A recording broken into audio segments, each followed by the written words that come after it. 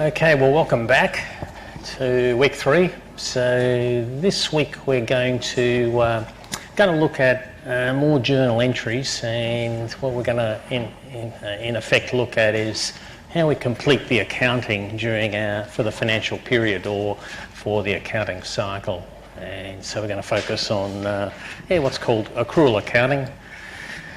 Anyone got any questions before we get going?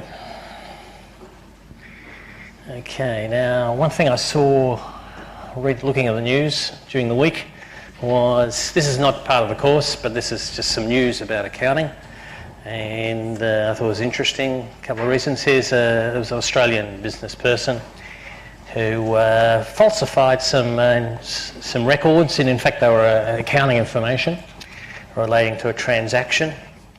And so the news story indicates that there was, I think, a potential penalty was a maximum prison term of 2 years or an $11,000 fine. Probably the fine doesn't seem that high, or both. And the fellow the judge looks like he wasn't going to send him to jail, but he was going to end up doing some home detention. And he was a chief financial officer of two Australian companies, Leighton Holdings and Qantas, the airline. Or formerly, he'd been CFO, chief financial officer, and he falsified some records in relation to a payment in somewhere the figure of $15 million. So it was the newspaper article doesn't give a lot of information about exactly what went on. But the interesting point was that there was a falsification of accounting records. So we can see from week 1, where we looked at the regulatory system, is that the regulator here would be the Australian Securities Investment Commission, prosecuted the fellow in relation to false records, and he was possibly lucky to escape going to jail for that. I did say he was 64 years of age. I don't think he'd offended before. And it said, I think I saw the article was, he admitted his guilt, and he ended up, I think his wife left him as well as a result of that. Of course, he had to resign and lost his job, so some penalties at least there as well. Okay, let's have a look at some accrual accounting. So what we're going to look at is, we're going to just review the idea. There's 2 different ways of accounting. There's a cash accounting and accrual accounting, and so we'll briefly explore that. We're going to look at the revenue and expense recognition, which are important ideas, and then we're going to do some accounting basically at the end of the financial period. So I'll just give you a brief overview. So if we have an accounting period, so this is a day, and then I should be up here. So if we it's a 5. So if we have we're doing accounting from this is a financial period, or I'll call it a financial year. So what we did last week was we looked at the accounting from day 1. It's probably better. So we looked at the accounting from day 1 up to day 364. So last week we did the accounting that we'd be doing up until day 364.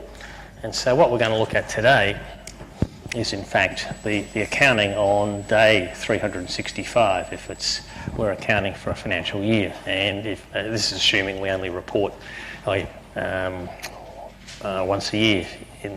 So all the accounting we're looking at is in this period, right at the very end of the financial period.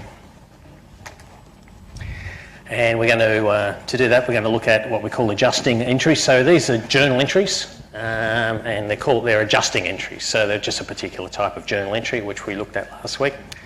And then what we'll be able to do is we produced a trial balance at the end of last week. Now we're going to produce a little bit more information, and we're going to have what we call an adjusted trial balance.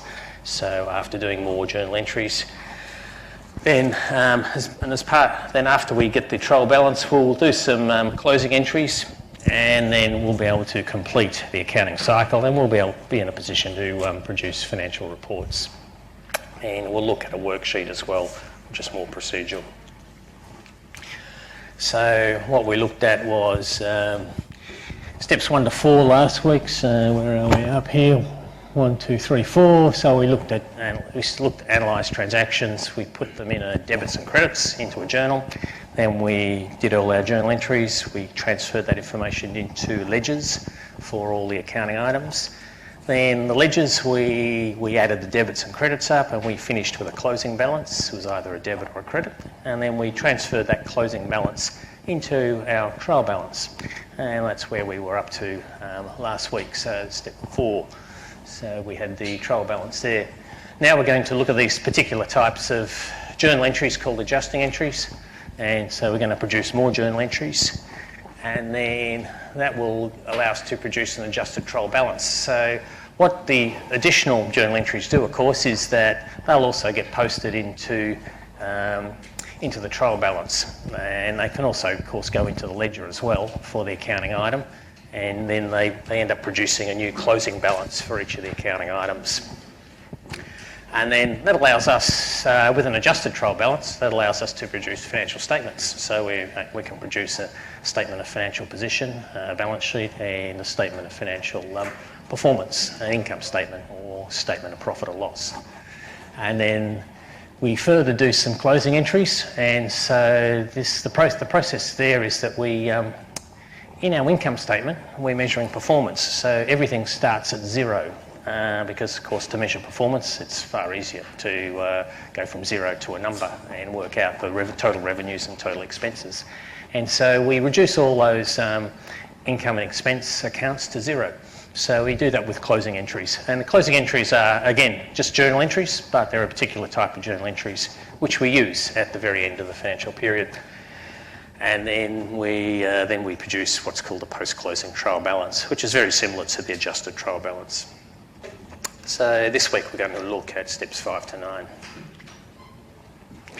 So this is a quick overview of what we did last week. So from last week, what we looked at, we started at looking at transactions. So we identified the accounts.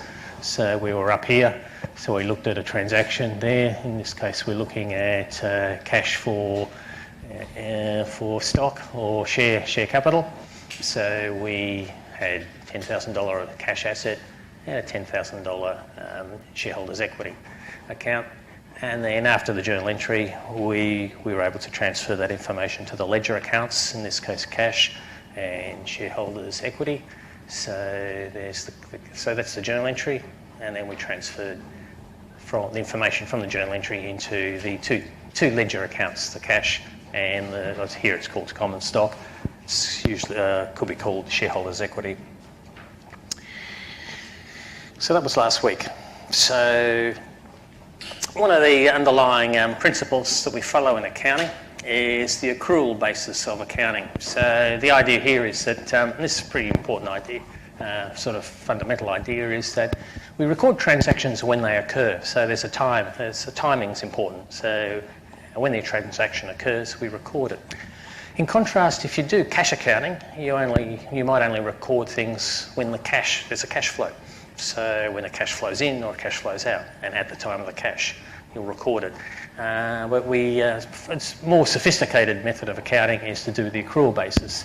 So we've got an example here. If we're running a business where we're painting, doing some painting work, and so we purchase paint, so we incur expenses, which is quite common for businesses at the start.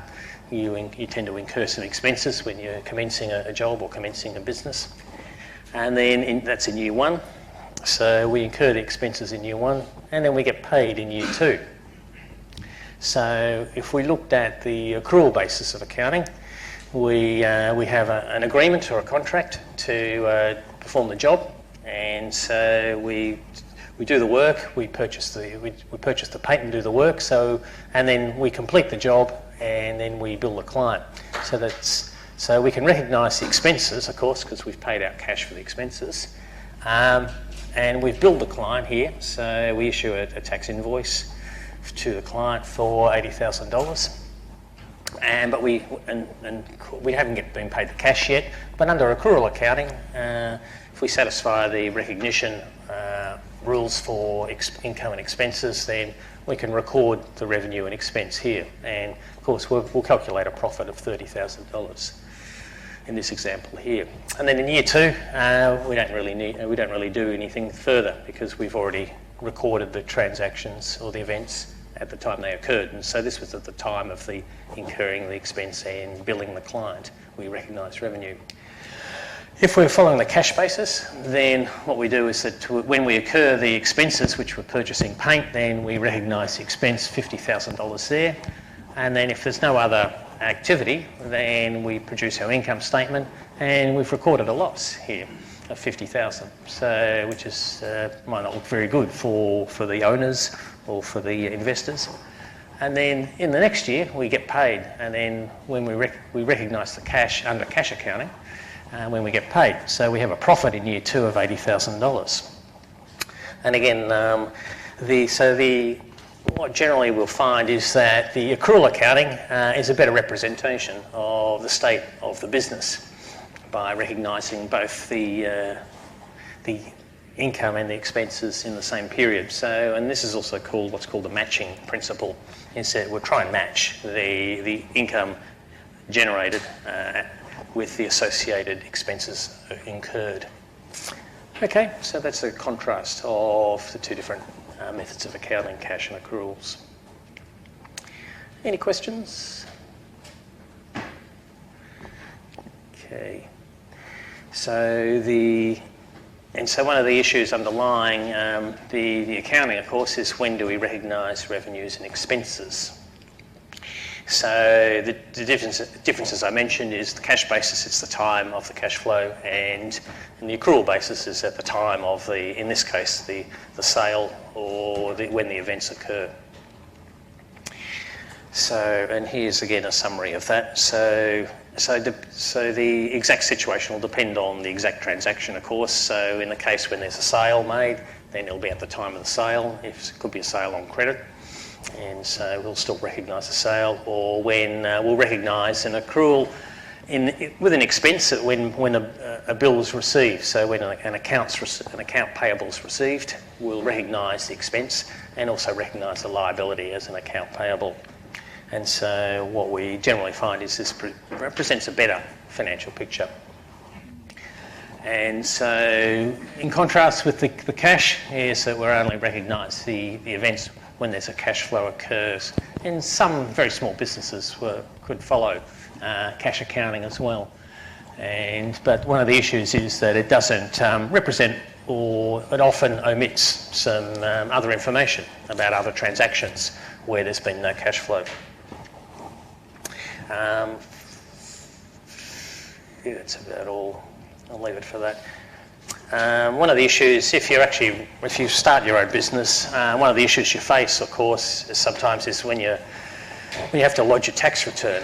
And so there's, of course, two different bases for paying tax. You can use cash accounting or accrual accounting. And so you can end up, I'm going outside the course here, is that you'll end up recognising different amounts of revenue and different amounts of expenses, depending on whether you're doing cash accounting or accrual accounting.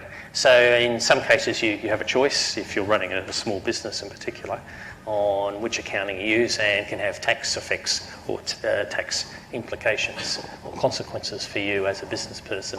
And it'll depend, of course, on the tax laws and tax regulations. In some cases the tax limits your option to make various sort of choices on accounting recognition.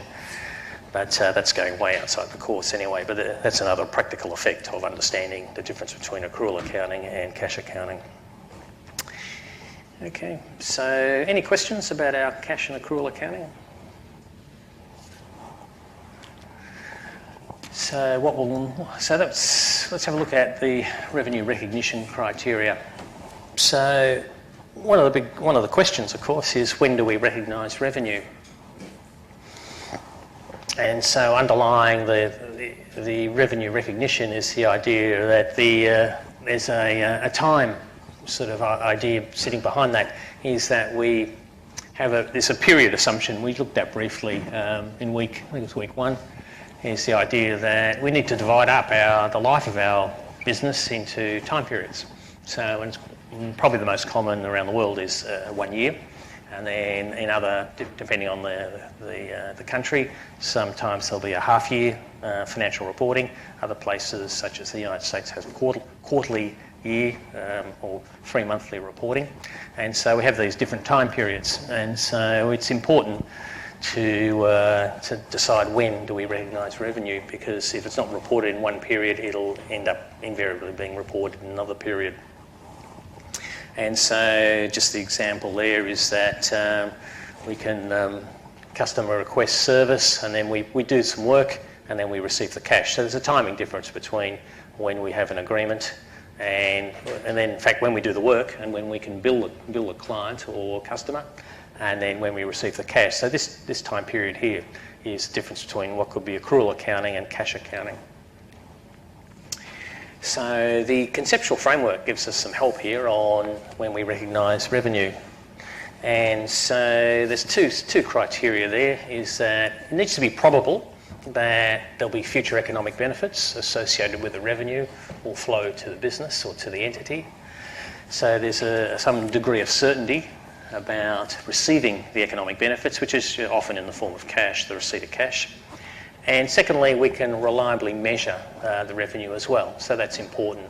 So in some cases there can be jobs that we might bill on a time basis, not on a fixed figure, and so sometimes some revenue rating can be a complex formula, and so we need to be able to measure that amount reliably in order to recognise it.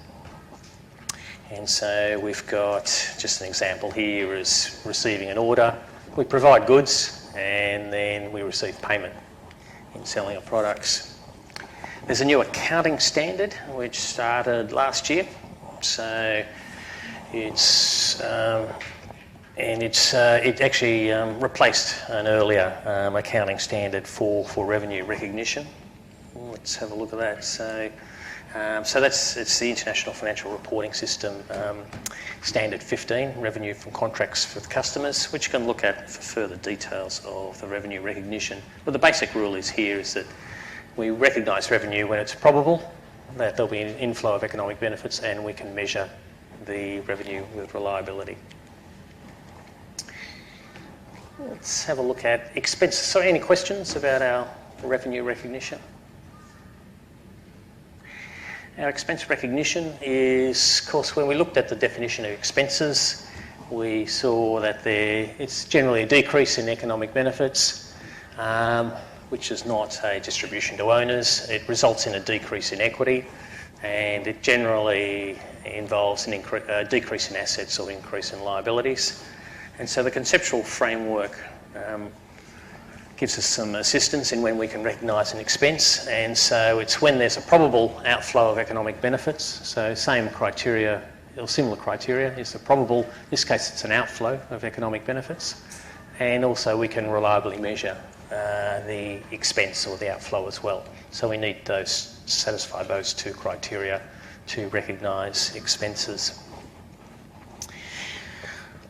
Okay, and there's a simple example there. If we were buying supplies, then we might receive some goods and then we might delay the payment of cash.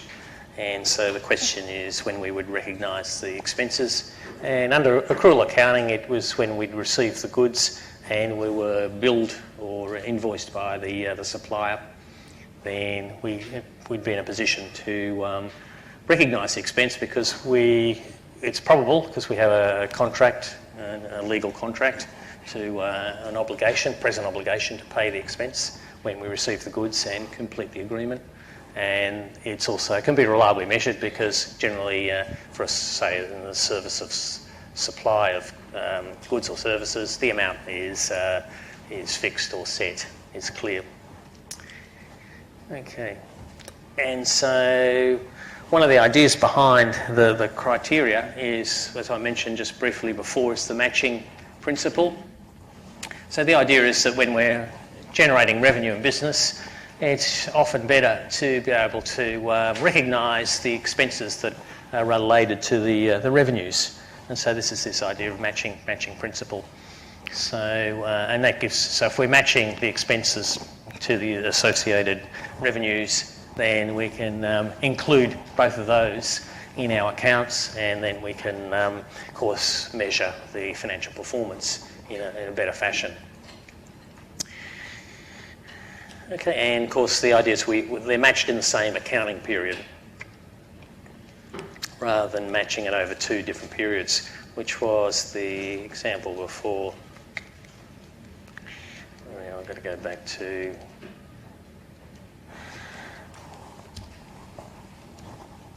So the idea here was that there was no matching because the expenses were incurred in one period and the revenues under cash accounting were recognised in the second period. So that was a case where there was no matching.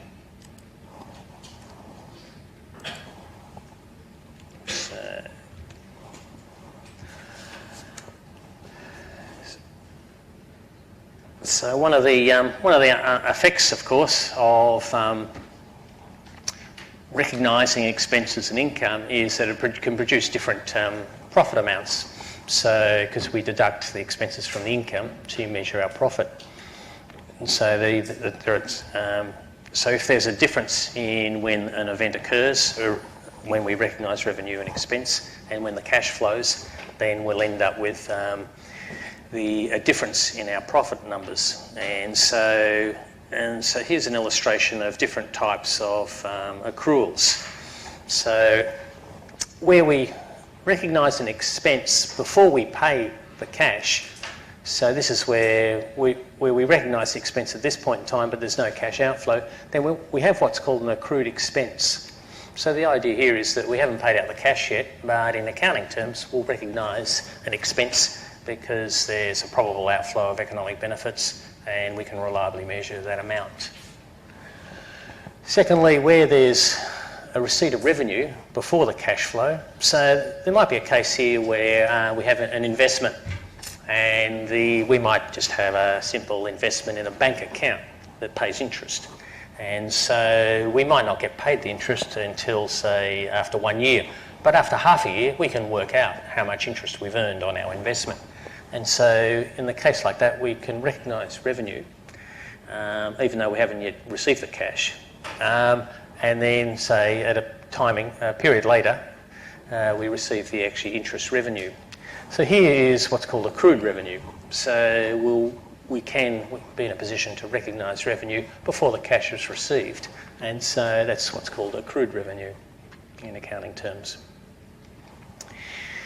The third type of case where there's a difference between the cash flow and the accrual or the event is a cash outflow. So cash outflow is similar, would be an example of a prepaid rent or prepaid insurance. We looked at those examples in the last couple of weeks. So if we're renting an apartment or a house here in St Lucia, and then of course we pay rent in advance at the beginning of the month.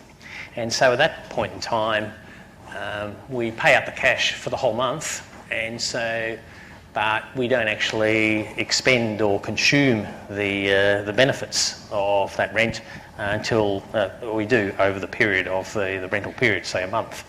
And so what we can recognise here is what's called a prepaid expense. So this is an asset. So particularly at the beginning of the period, we haven't actually enjoyed the rent, but we've paid out all the cash for the whole month, say. And so we'll recognise a prepaid expense here for the prepaid rent.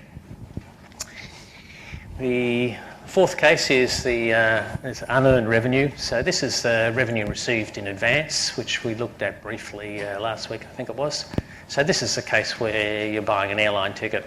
So you purchase a ticket on a plane, and so we're looking from the point of view of the airline company. It hasn't provided any goods or services yet, and you might not be due to fly until Christmas or till even next year. So in the meantime, the airline company's received a cash inflow, but it hasn't provided goods or services, so it can't really recognise the revenue yet until it actually does provide goods or services.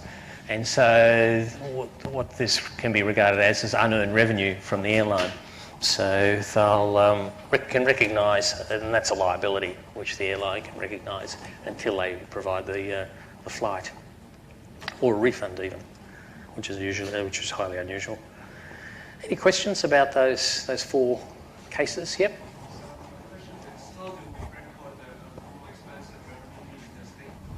Very good question. We'll actually get onto that in the next few slides. So how we do the journal entries for that.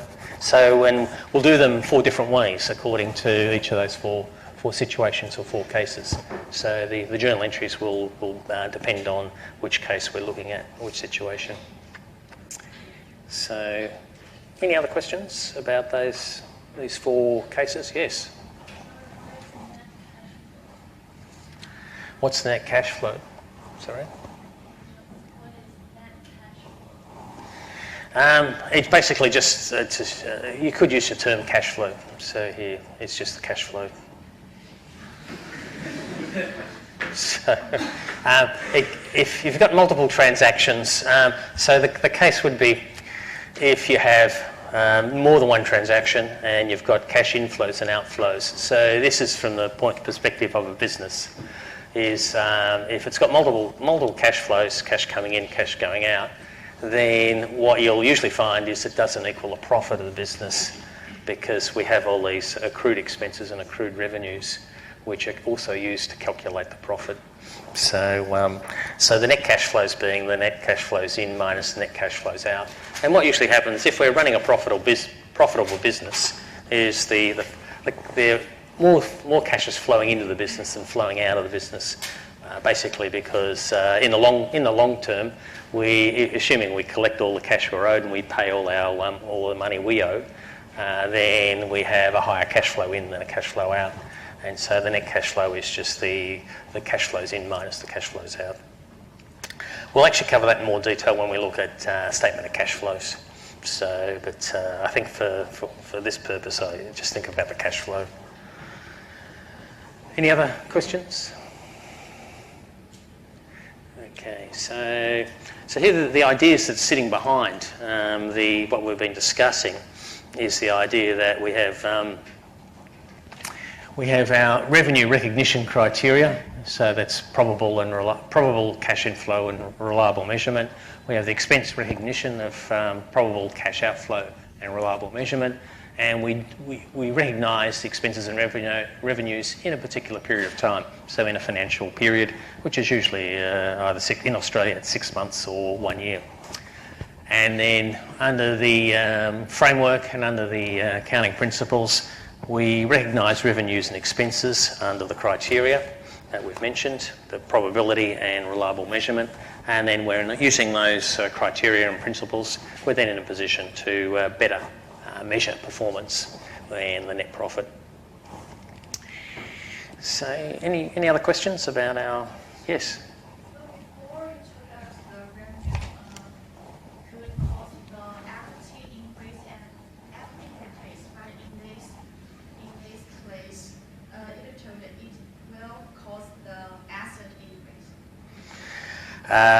Yeah, so this part of the so you're talking about revenue. So the effect of income is that it has a positive effect on equity. And so if I go back, so usually, so the effect of revenue is that it increases, or income. The effect of income is that it increases equity on our equity equation. And what that usually does, it's most commonly an increase in the cash asset when we receive income. And less common is that it can be a reduction in a liability, say an account payable. That's less common. So that's sort of the normal transaction for income. So when I say the effect of income, this is the definition of income, is that it increases equity. And so it does that by either increasing an asset or decreasing a liability. So that's under the definition of income. Has that clarified anything or answered your question? And so it's common example. I have sales revenue, I recognise sales revenue of $100 and I receive cash. So that's a common journal entry. So if I have a transaction, so that's the journal entry, and so that's the journal entry for a fairly standard receipt of income. And so this alternatively, this could be an accounts receivable.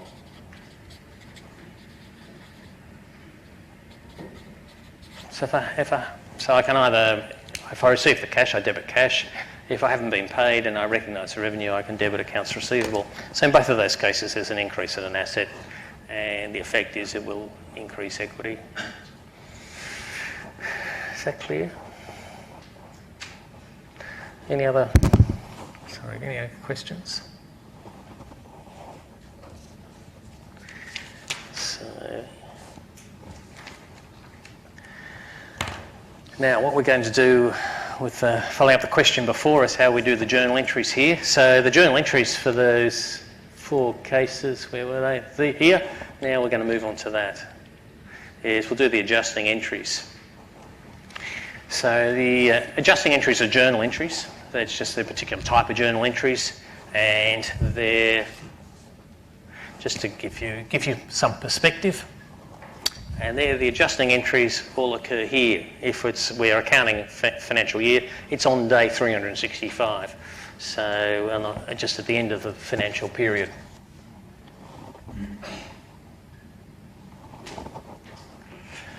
And so what we do is that and so the idea behind that is we recognise revenues and expenses that are accrued, even though there's no cash flowing. And then we'll also update. As a result of that, we end up updating also some of the assets and liabilities in other accounts. And so the idea is we're recognising revenue when it's earned, not when the cash is received, and we recognise expenses when they're incurred. So when we have a present obligation to pay them, even though we haven't actually paid the cash yet. So here's an overview of the revenues and expenses and the accruals. So these are the 4 situations we looked at before. We looked at in sort of a linear fashion. Here they are in a rectangle. So we have revenues here. So we can have there's a delay in receiving the cash, or for revenue we can receive the cash in advance. In this case, we'll have a liability. So there's a timing difference in both cases. We do the work before we receive the cash, and here we actually receive the cash before we do the work. And in the case of expenses, we'll recognise the expense before we pay the cash. So this is what's called an accrued. This is a liability. The general term is accrued expense, which is a liability. So even though it's got expense in the name of the account, it's actually a liability, and it just recognises that we've recognised an expense before we've actually paid out the cash. And the 4th situation in relation to expense is where we pay out the cash before. So this is where we have prepaid rent or prepaid insurance, and then as we consume the insurance or the rent, at the very beginning we recognise an asset, and then later on we'll recognise an expense. Okay, so let's look at the actually adjusting entries for each of those. So there's 2 types of prepayments. So for the prepayments where we get cash in advance, where there's a prepaid expense, or we receive cash before we actually do the work, and unearned revenue. So the first 2 situations here for adjusting entries is where we get the cash in advance. And the second 2 is the accrual, where there's a delay in the cash. So delay in cash we'll recognise revenues and expenses before the cash is either flowed into us or flowed out. So there's a recognition before the payment of cash. So the prepayments, again, this is another summary. The cash payment before the expense, and there's a cash receipt before the revenue recorded. Okay, any questions so far about this? So we're looking at the cash event has occurred before the expense or revenue is recorded. So for prepaid expense, an example is insurance. So we've got insurance paid on the 4th of October for 1 year in advance of $600. So we've got an initial cash outflow for the prepaid expense. So what we do is when we acquire the insurance. So this is a normal journal entry. We looked at what's called a basic journal entry, which examples we looked at last week. We just, in this case, we're prepaying insurance, so we're recognising an asset, a prepaid insurance asset, and we credit cash when we pay it out. And then we're asked for the month of October, for the next month, we consume the insurance. So here we're going to do an adjusting entry. So the adjusting entry is for 1/12. So we've paid for 1 year and we're consuming insurance for 1 month. So we're consuming it at the end of October. There we are. No, it's at the end of September. So we've got $50 because it's divided the 1 year payment by 12 months. And if we do an adjusting entry for consuming one month, what we'll do is that we'll recognise an insurance expense for $50. And what we'll do here is that we'll reduce this asset. So we've recognised an asset for the full $600 at the beginning of the insurance period, and after 1 month, we'll reduce the asset by $50 and recognise an expense. So that's the journal entry for a prepaid asset. So this is the adjusting entry, the adjusting journal entry, which is what we're focusing on this week. Are there any questions on that?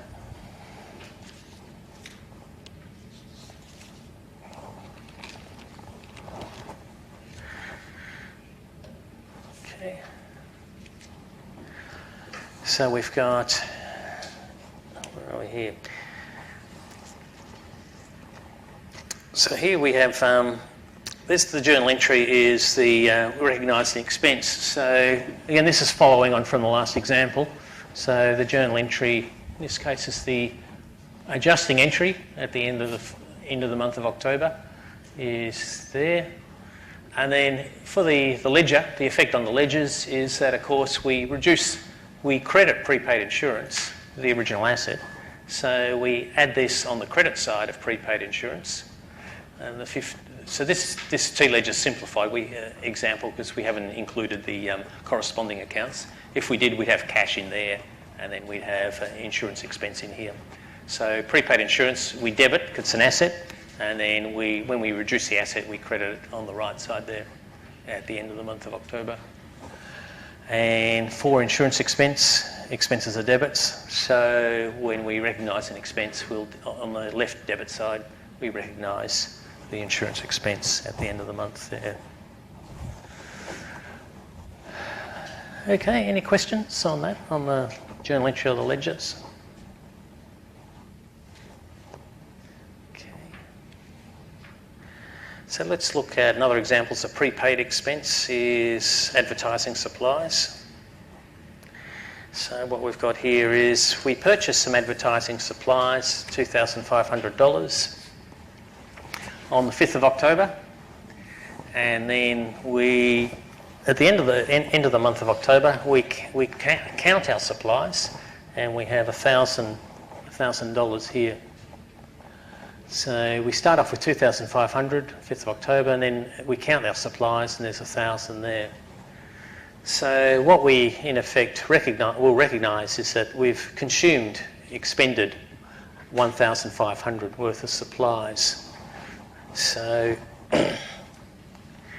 And so in effect here there's a consumption of the supplies, difference between the original 2,500 purchased and the 1,000 left over consumes that. Okay, so that's just setting up the fact situation behind consumption of supplies. So what we'll do is we'll do an adjusting journal entry. So here, I'll go back a step.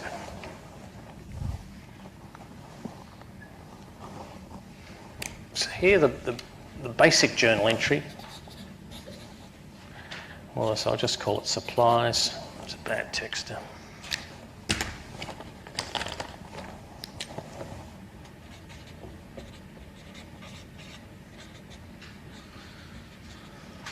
So I'll assume we've paid cash for the supplies.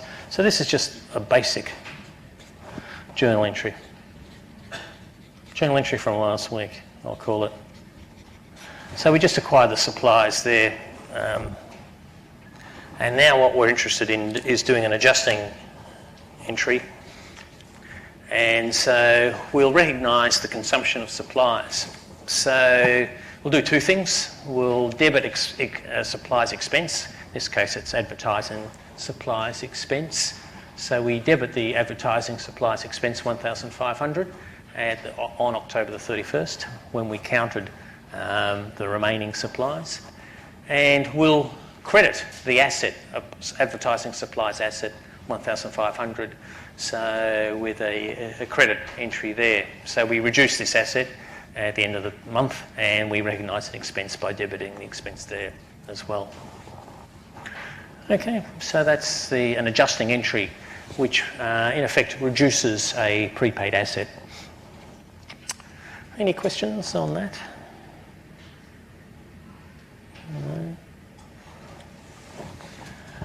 There is another type of expense in relation to prepayments, which is slightly different, is depreciation. So this is also in effect another example of accrual accounting. So what we've looked at just previously, supplies and insurance tend to be shorter term prepayments and assets. So they might exist for several weeks or months. So in the case of certain assets, such as buildings, equipment, and land even, is that these are longer lived assets that have a useful life over a number of financial periods.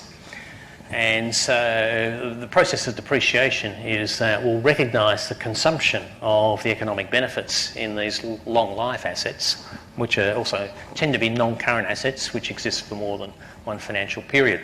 So we'll also do some accounting to recognise the consumption of these assets.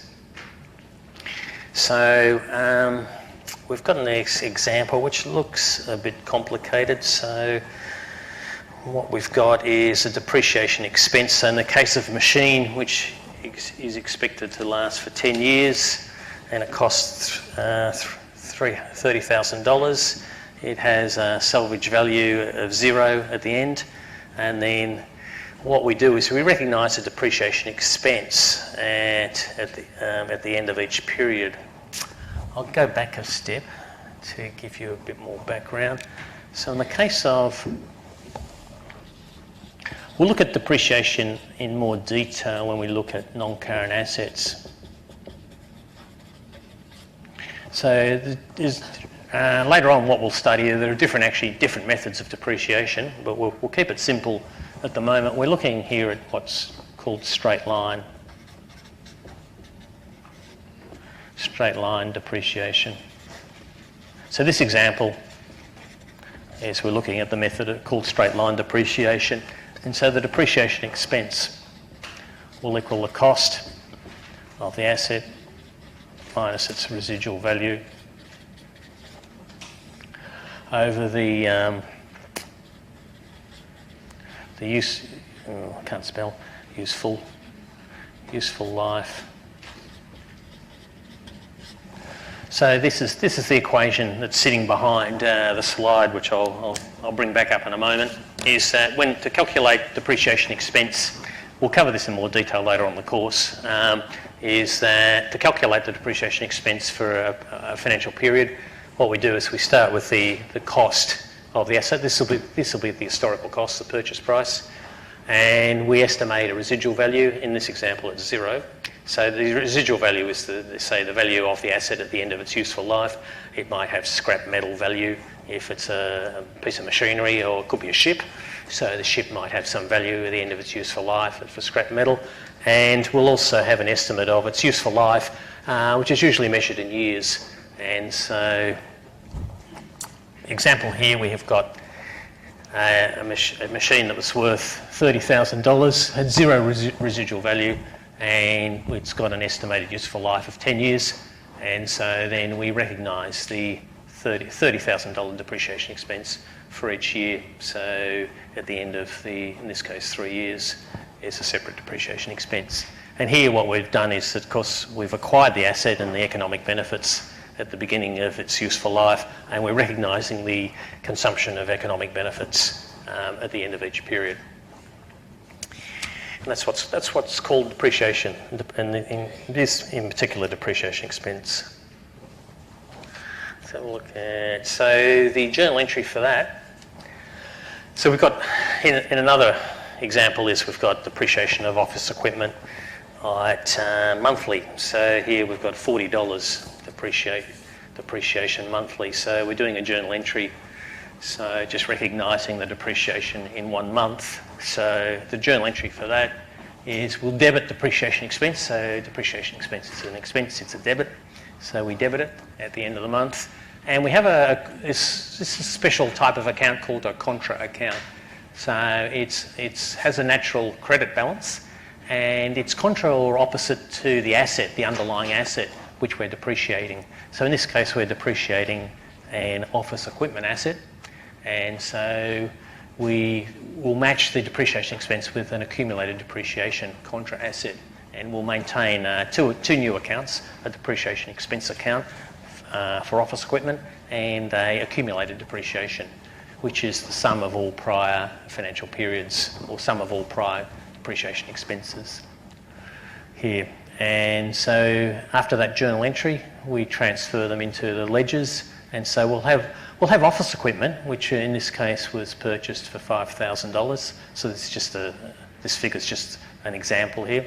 We debit the asset. Then when we recognise depreciation, we'll debit a depreciation expense. So this goes into the income statement. It's an expense item, expense account.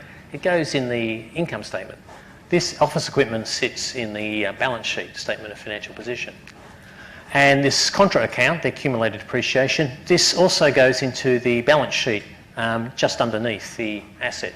And so we'll credit the accumulated depreciation there.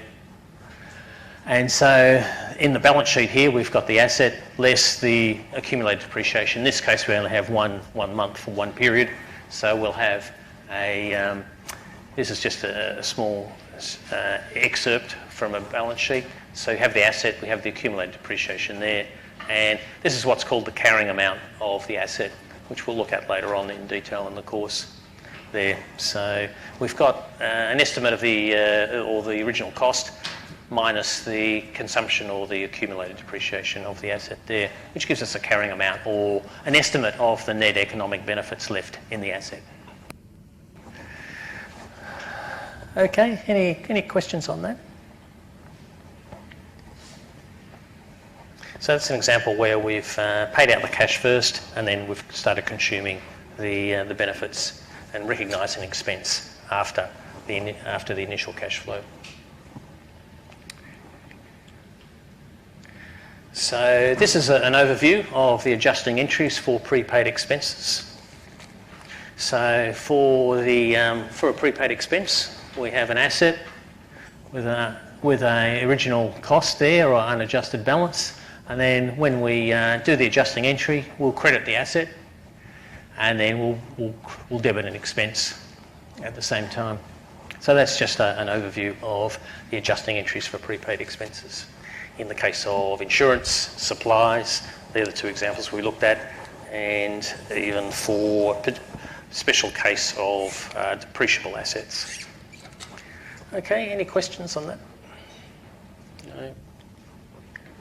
So second type of prepayments, adjusting entries, is revenue received in advance.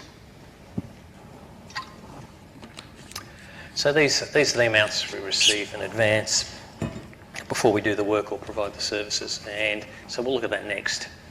So revenues received in advance. There's a number of other examples. So actually the good one is rent. So we talked about prepaid rent. So that was from your perspective if you're a tenant or an occupant of but if you're an owner of property, a landlord or landlady, And then from your perspective, you receive the rent money in advance before you've provided the full benefits of the rent. So as an owner, it actually is a liability for you. For the tenant, the occupant, it's an asset. Other examples could be if you pay school fees in advance, or possible also university fees. So if you're paying university fees at the beginning of the academic year, then you can recognise a prepaid asset there. So because it's an amount of money, and the university hasn't yet provided you with the full benefits of the tuition. So if you do accounting for yourself, you can recognise an asset there. Magazine subscription is another one. If you pay money for a number in advance for a number of weeks or months. So here's an example of revenues received in advance. We've received $1,200 for advertising services to be completed over 3 months, and so over October, November, December, and we actually do $400 worth of work in the month of October. So the original transaction is where we receive cash, so we debit cash for the full amount of $1,200 at the beginning of or early in October, and we've recognised this is a liability, service revenue received in advance. So before we've done any work, we've received cash. Then at the end of October, we're told we did do work of $400. So good news is we can recognise revenue. So we credit service revenue $400. And in this case, we're reducing a liability of service revenue received in advance. So we debit a liability for $400. So that's the adjusting entry here, is we recognise that revenue.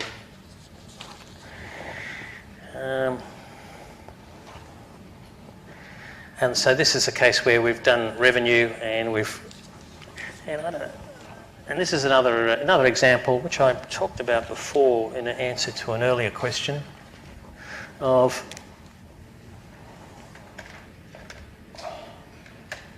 this was a case where in answer to the question before about how we deal when we recognise revenue, there's an increase in income here. So in this case there was another colour pen. There was a recognition of revenue and there was a decrease in the prepaid, in the revenue received in advance liability. So the effect of the revenue recognition in that last example was when we recognise revenue, there's an increase in equity and there's a decrease in a liability, which was the revenue received in advance. So that journal entry had that effect on our accounting equation there.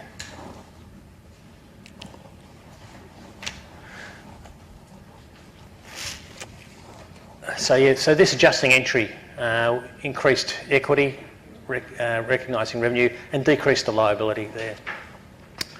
Okay, any questions on that? So here's the journal entry again, and the effect on the ledgers. So the journal entry's here, end of October, and that's the adjusting entry. And then here, the effect on ledgers is this is a liability account. We recognise the liability, and then we reduce the liability with a debit when we do some work. And then here we credit service revenue and credit the credit side with $400. Okay, any questions on that adjusting entry?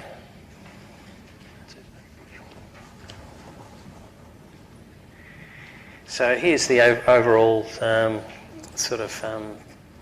plan for the adjusting entries for revenue received in advance. What we'll do is that at the beginning, the basic entry will recognise the liability, revenue received in advance. The adjusting entry, we debit a liability to reduce it, and we'll generally recognise revenue.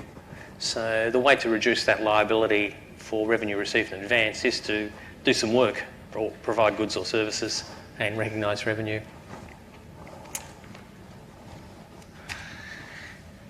Okay. So that's the two types of adjusting entries for prepayments. And we'll look at the accruals for delayed cash. But let's have a break for a few minutes, and then we'll come back and look at the adjusting entries for accruals, accrued revenues and expenses.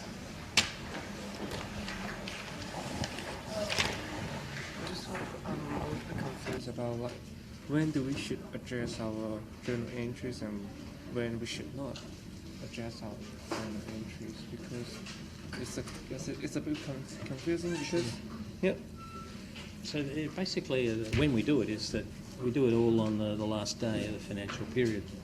So during the financial year, we do our basic entries that we looked at last week, and then on the last day, we'll do these adjusting entries to update all the accounts to recognise revenues and expenses that haven't been recognised before.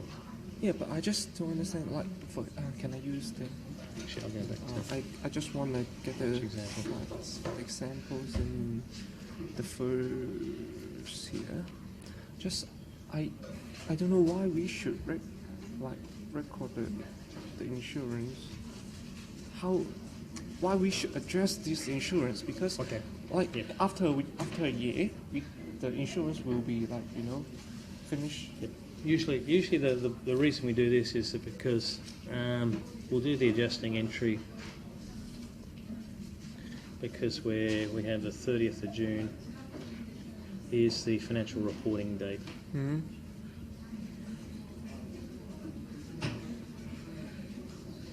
So we produce financial reports on the 30th of June. Yep. So in the case here we do the adjusting entries basically on this day.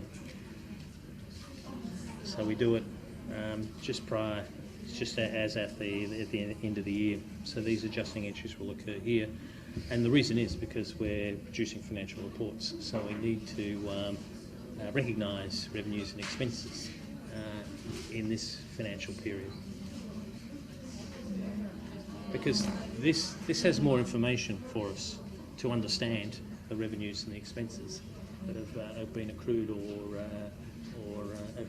or expended or incurred.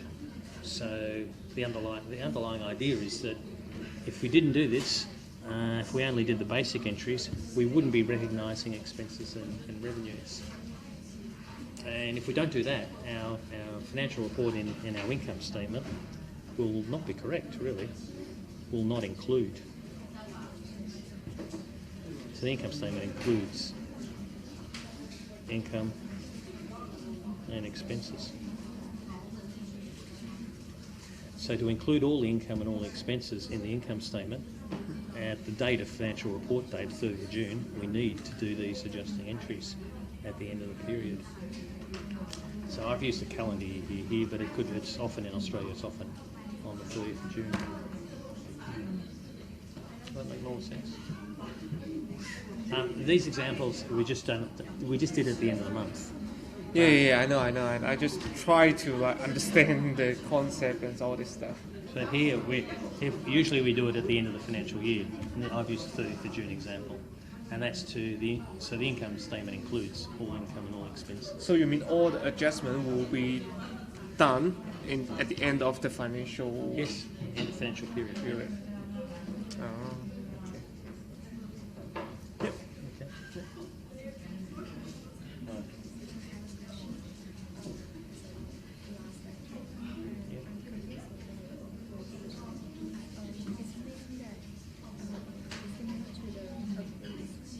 It's similar, yes. So it's a particular type. It's a special type of liability.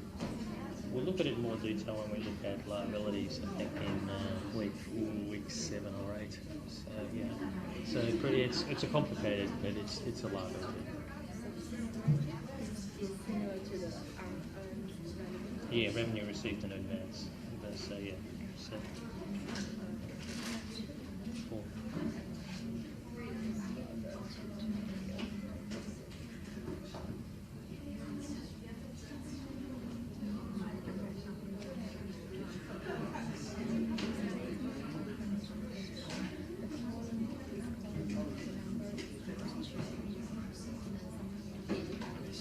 Yeah, that's confusing. Usually, a simple example, you just have one column. Often, just have one column. Some financial reports give you last year's numbers and this year's numbers. So you have 2 years. You have this year and last year. So you have 2 columns. And the year should be at the top of the column. 3 columns it's messy. And it's messy. Sometimes there'll be a subtotal. And so sometimes there's a subtotal and then a grand total. So they add up numbers and give it a total in the next column to the right. So they use that. That's usually why they do that. But yeah, it's messy and confusing. So I think it's because there is yes, yeah. So they add up those 2, and that's the total there. Add up those 2 numbers, and that's the total there, and that's the total there. So these are subtotals of the amounts there. That's what they've done. So if I put it into 2 columns, it's also okay. It's also okay. This just provides you with some helpful subtotals. That's all. It's trying to help you understand things. Yeah. Thank you. I got that. Yeah, you're welcome. Hi. Sure. According to the journal entry, that the service, the insurance start at 1st October. Is that? Yeah. But So we paid at 4th October. So it's before the 4th. Is it like there is a liability? it's a complicated example. It probably means that we were uninsured for the first 3 days. So Oh, okay. that probably means that's what. Maybe For this month, expenses shouldn't be 50. It should be less than. it should be a couple of days like, less. Yeah, Yeah. really. Okay. So it's not really like very accurate. Well, normally it is, but this example's not very good. Oh, okay. That's all. And another example. Can I move up? Sure. Thing is,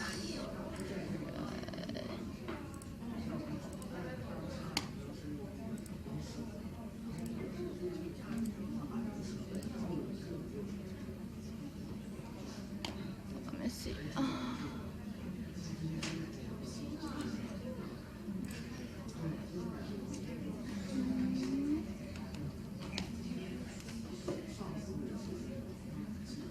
I forgot. Okay. Can I go back and check? There'll be another break. I'll have another break, and you can come back again. Okay. So.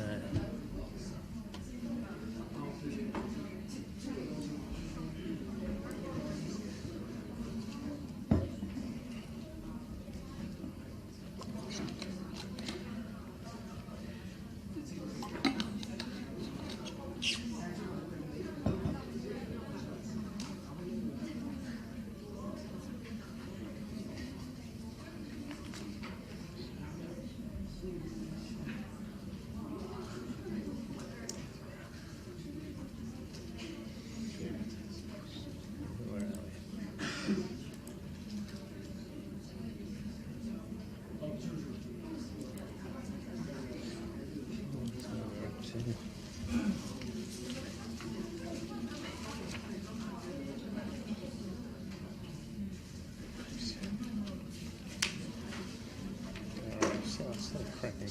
Yeah, okay, you're sure. This we received the money at the 1st of is it okay 2nd October, Okay, right? yeah.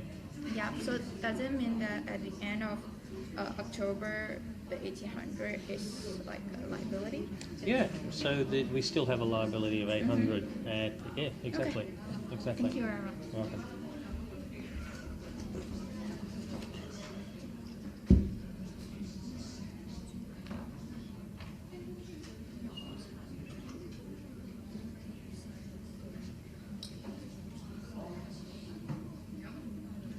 Okay. All right, let's get going.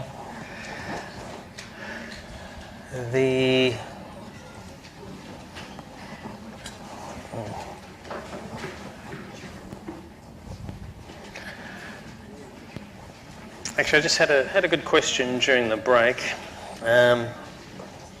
about why are we doing this. So I know I've presented. Oh, actually, we've still got some people to come in here. So the question is, why are we doing this anyway? So, and it can be a bit difficult to see, there's an expression in English, to see the wood for the trees, to understand why we're doing this. There's a lot of detail. So basically the examples can be difficult to understand why are we actually doing this. Now the reason I'm using this example here is that we do the adjusting entries at the end of the financial year. So here's just a simple calendar year from day 1 up to the 365th day. So if I used something a bit more concrete, if I have a financial period ending 30th of June, so 1st of July to the following year, 30th of June, and then on the 30th of June, we have to do some financial reporting. So we have to produce a set of financial reports, and that includes an income statement. And the income statement ideally includes all the income and all the expenses. And so we do the adjusting entries basically on the 30th of June, on the last day. And the idea here is that because the adjusting entries will include all the accrued revenues and expenses that we haven't yet recognised. And so we do that to produce a more accurate income statement or statement of financial performance, to include all these other revenues and expenses that so far we haven't recognised. And so that's one of the main purposes, the adjusting entry. And when we recognise revenues and expenses, in the examples we've looked at, what we've also done is we've adjusted assets and liability accounts as well. So we also update a lot of our asset and liability accounts in the process of recognising revenues and expenses. So we also update all the balance sheet items, or a lot of the balance sheet items as well. So, and that will produce more accurate financial reports, a more accurate balance sheet, a more accurate income statement, by including more information. And because the idea why people use financial reports is to make decisions, and they're using it and so you want you want the most accurate measures of performance, most accurate figures for income and expenses that you want. The examples that we've looked at are simplified, and they often do the adjusting entries at the end of October, at the end of the month. It's usually, we're doing adjusting entries in practice at the end of the financial period. It could be a 6-month period, it could be a 12-month period. Okay. Any questions on that? So let's look at our adjusting entries for what we call the 2 types of accruals. So this is where there's a delay in cash. So we'll recognise revenues and expenses before there's an associated cash flow. So as we mentioned before, there's a recognition of revenue or expense before there's either a cash receipt or a cash payment. So before there's a change in the cash position. So as I mentioned, accrued revenues could be revenues that we haven't received the cash. I used the example before of an investment revenue. So we have just money at the bank earning interest, and so at the end of the financial period we can recognise interest revenue. Another example is that if we own property, so we own the house or the apartment here in St Lucia, we're the owner, and we receive rent in advance, and if our financial reporting date falls in the middle of the month, which is quite in the middle, say rent might be paid, could be paid from the middle of the month to, say, the tenancy occurred in the middle of the month, so we'll recognise revenues from the receipt of rent so we'll update the revenue. Sorry, that was got too complicated. I'll skip that example. And accrued expenses, there's a range of expenses that we might not have paid cash out. So we might have a salaries expense or other expense, and so we'll do an adjusting entry to update to recognise the expense before we're liable to pay the cash. So here's just an illustration where we're selling products. We'll recognise revenue at the end of the period before we receive the cash next year. So we'll recognise, and in the case of a sale of goods, we'll recognise sales revenue and account receivable, where we do the transaction in the current period and we receive cash later on. So in the case of, this is a better example, is commission receivable.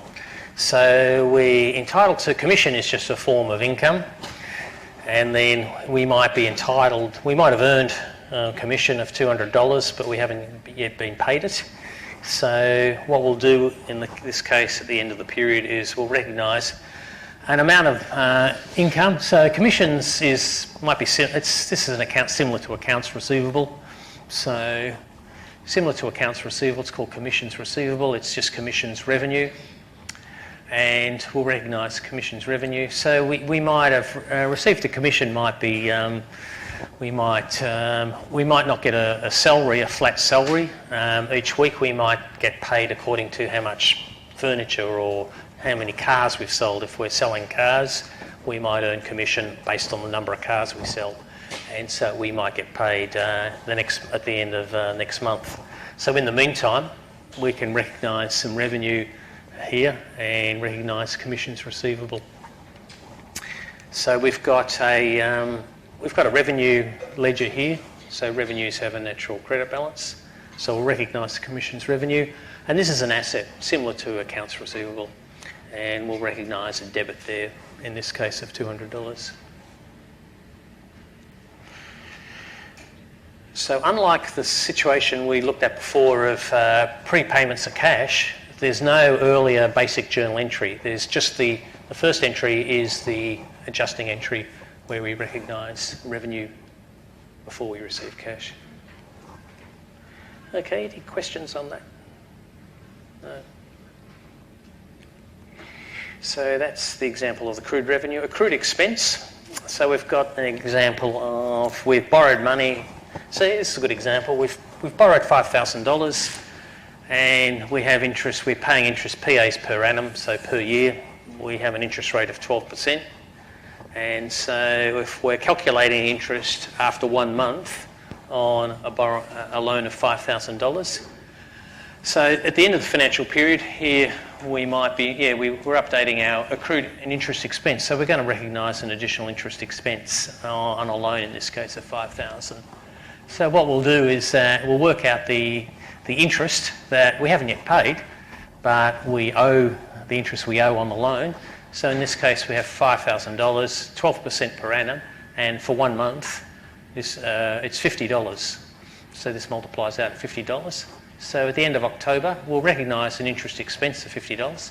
So the interest expense, it's a probable outflow of economic benefits, and it's a present obligation because we have a loan agreement requiring us to pay interest.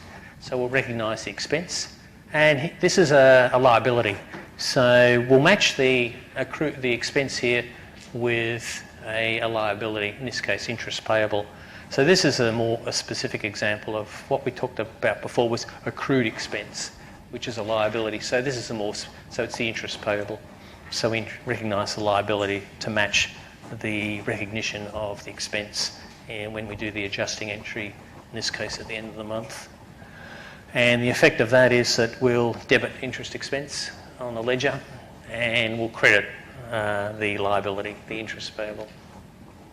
And then in the next financial period, when we pay let's have a look at the next slide. So that's, any questions on that journal entry?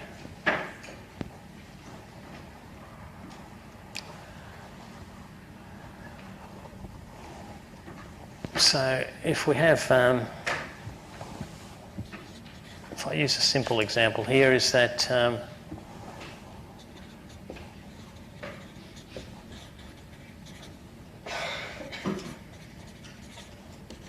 so the journal entry for when we paid that interest we owe, this is a basic journal entry which we looked at last week. So from the example we just looked at there, where there was interest expense, interest payable, we recognise the accrued expense in this case at the end of October. So this could be something, say, on the 1st of November.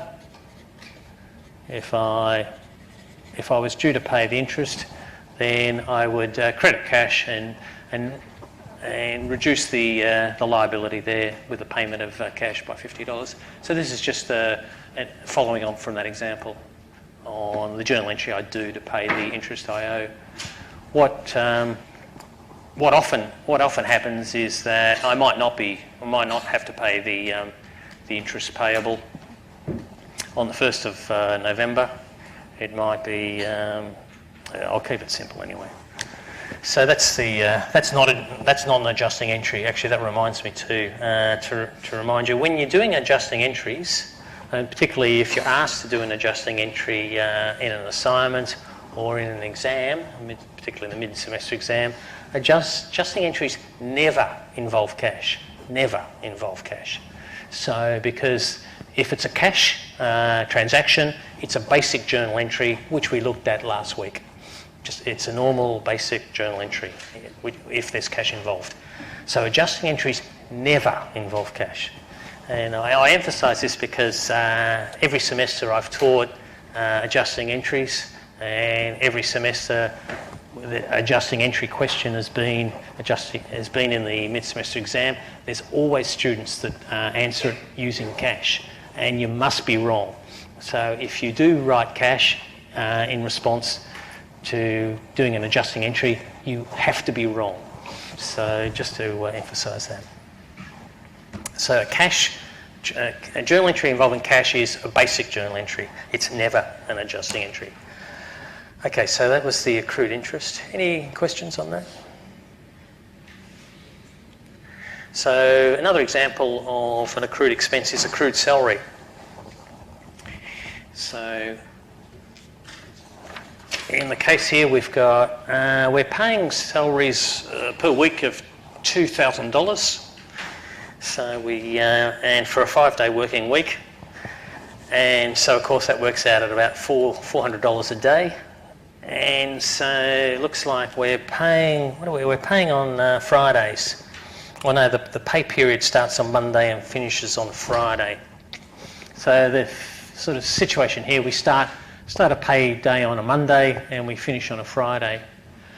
And so if we're, say, producing financial reports at the end of October, 31st of October, we haven't yet reached we're doing fortnightly. No, we'll just do 3 days. So we haven't reached a payday. So if we've just got 3 days here. So we've got our employees, our staff have done 3 days of work. And so we're presently obligated to pay them for those 3 days. And so we'll include that in our financial reports as an adjusting entry, the present obligation to pay the salary that's accrued for 3 days. So what we'll do is we'll recognise 3 days at $400 a day. And so we'll recognise a salaries expense. So we debit salaries expense here, and we'll recognise a liability, a salaries payable liability. Because we're just accruing an expense for those 3 days up to the end of the month. And the information gets transferred to our ledger accounts. So we have a salaries expense. So that's a debit, of course, and salaries payable is a liability there. I'll go back. Any questions on that? That example. Okay, so I'll go back a step. Now, this can get also it can be a little bit difficult to visualise why we're doing this. So I'll just put this in perspective. So say if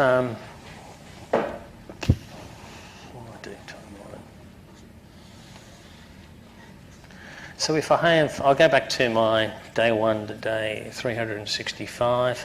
So these are days. So if I have a financial period of 1 day to 365 days, and if I do 50. So now if I pay weekly, here we go, I've got to have about 52 of these. So assume there's 52. So there's 52 weeks. I'll assume there's 52 weeks in that year, and so So I'll pay salaries. So I'll pay salaries for week 1 to week 51. So the journal entry, using the example here, we pay out cash for salaries expense. Just use the example we had here as $2,000. So that's the journal entry. That's a basic journal entry because one reason you know that because it involves cash. So I do this. This is the journal entry from week 1 to week 51. Just the basic journal entry. So what we're interested in the adjusting entries I said here is on the last day. So for week 52. Now I'm assuming that the payday is not on the last day of the financial period. So there's another assumption here. So is that the journal entry is salaries expense. So in this case it was 1,200, I think, and we have salaries payable.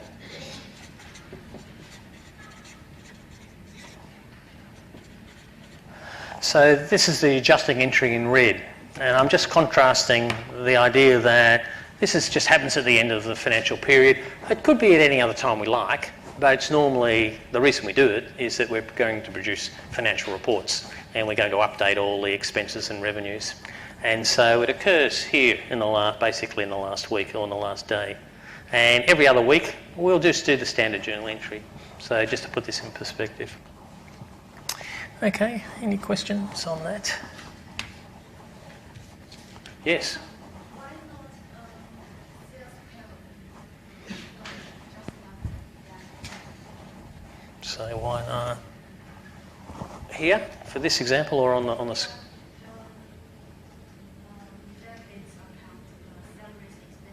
salaries expense. that's a good question. That should be credit. So it's a credit. The first one up here. Salaries payable. Well, no, so the reason we don't use salaries payable is we pay cash.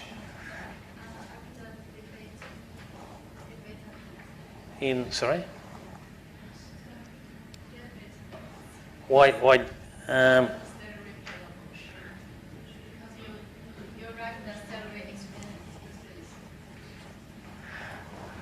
Sorry, why? I think this one should be salary payable, not salary expense. Which one?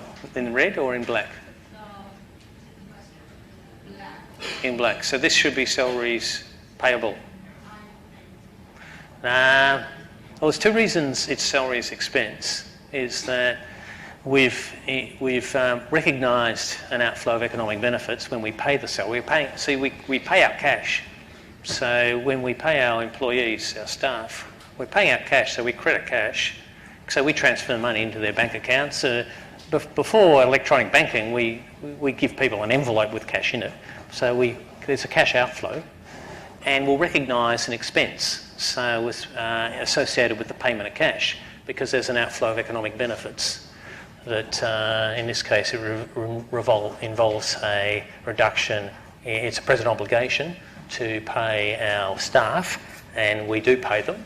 So the outflow of economic benefits is recognised as an expense in accordance with the definition of an expense which we looked at last week. It fits the definition of expense. So it's an expense. So I can understand you might think it's a liability, but it's not a liability because we've actually paid it. So a liability is a present obligation involving an outflow of economic benefits. So the outflow of economic benefits is, if you like, a future event.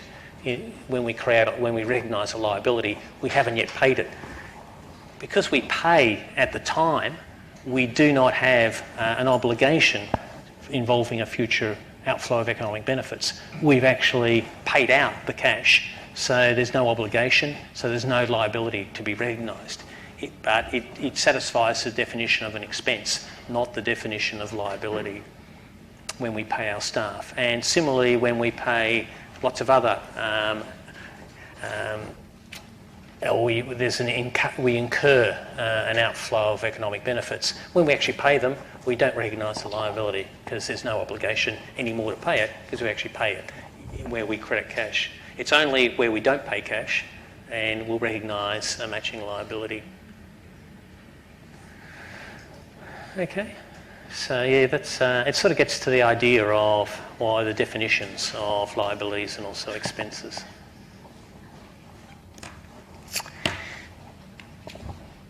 Any other questions? So that's the accrued salary example. So here's an overall chart of accrued revenues and expenses. So it's a little bit, the adjusting entry is a little bit simpler than the prepayments, because the prepayments involved, we adjusted the earlier asset or liability. Here it's just one journal entry and it is involved. And in the case of accrued revenues, we'll credit revenue and we typically debit an asset. And then in accrued expense, we debit expense and recognise a matching liability there. Okay, so that's the overall chart. So here's an overall summary of the adjustments we've done involving prepayments and prepaid expenses, revenues received in advance, accrued expenses and accrued expenses. Now, one of the other issues with the adjusting entry, so this is a summary.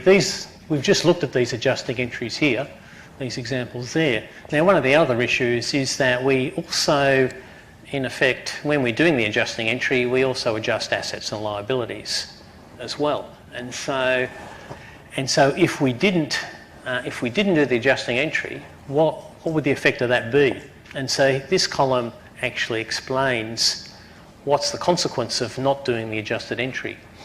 And so in the case of a prepayment of expenses, it would mean the expenses are understated and our assets are overstated. So this is the example of prepaid insurance or prepaid rent. If we didn't do the adjusting entry, the original asset, prepaid asset, would still be at the original amount at the beginning of the period. And the adjusting entry decreases the asset, and otherwise the assets are overstated and the expenses are understated. If the amount is recorded as, so there's an alternative accounting sometimes with prepaid expenses we recognise. We haven't covered this yet in the earlier slides. So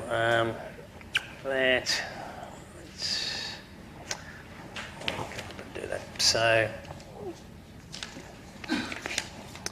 I'll go back a step. So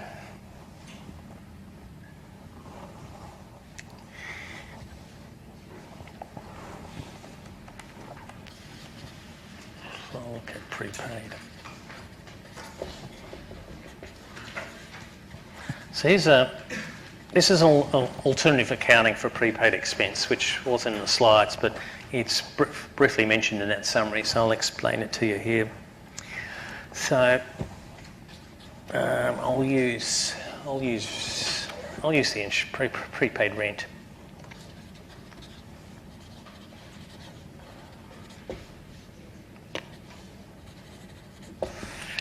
I'll use a simple example. So with a prepaid expense, the example I'm using prepaid rent here. This is prepaid rent, say, beginning of the month. Now, that's the accounting we've looked at. We create an asset and pay out cash. Now, there is an alternative method of accounting. Just check the text here.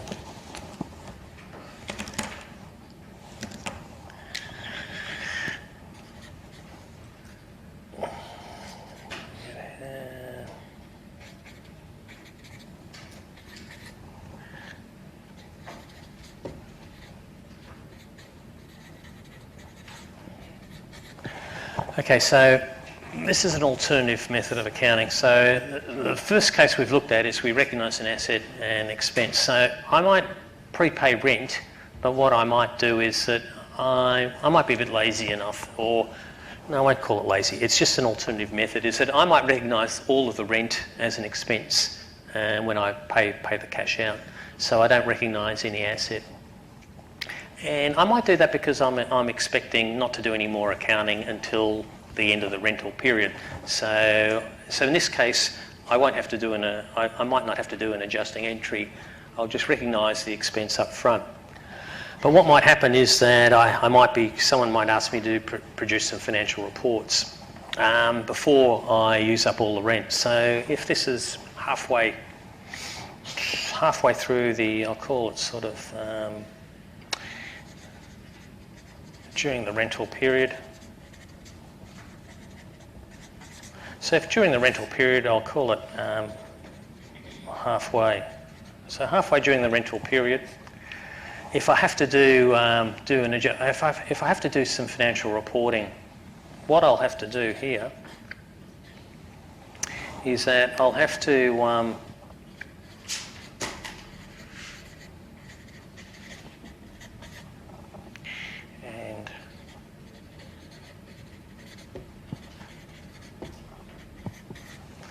So the other alternative here, method of accounting, is if I treat the prepayment as an expense, and then this is halfway, I've called it halfway during the rental period.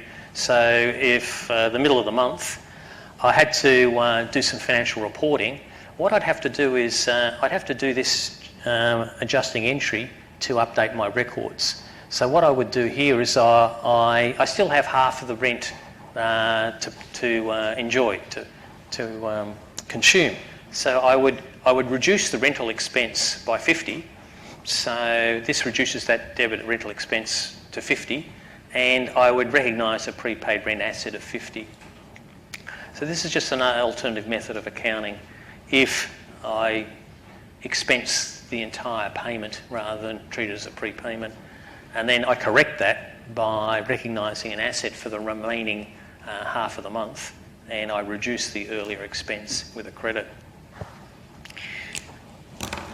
And so the effect of that is so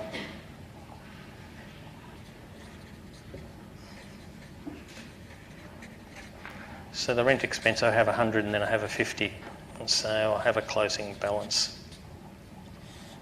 of 50.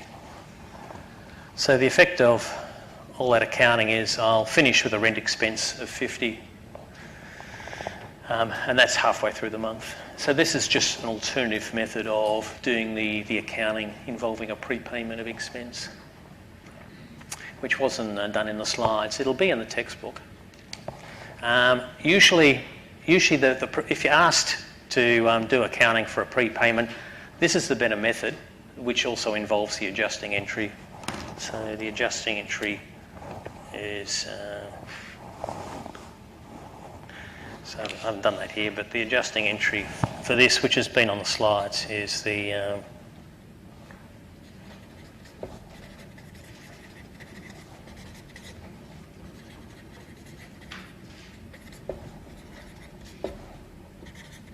so using the same example, this is the adjusting entry. I debit rent expense and I credit prepaid rent. Now what you'll find, so this is the basic journal entry, this is the adjusting entry, and this is what we've looked at in the slides. Now the alternative, as I said, instead of treating the initial payment as an asset, I treated it all as an expense, is I do these two journal entries, and what you will find is this is an exercise you can do, is to do the two ledgers for both cases, and you will find that the closing balances are all the same. So I will end up with the same closing balances in all my accounts if I do these two journal entries, or if I do those two journal entries, basic entry and adjusting entry. So that's an example of an alternative accounting method where I treat a prepaid prepaid asset as an expense. Any questions on that?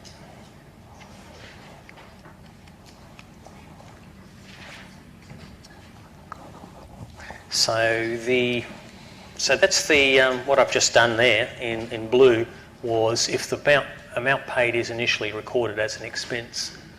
So if I didn't do any adjusting entry, the assets are understated and the expenses are overstated.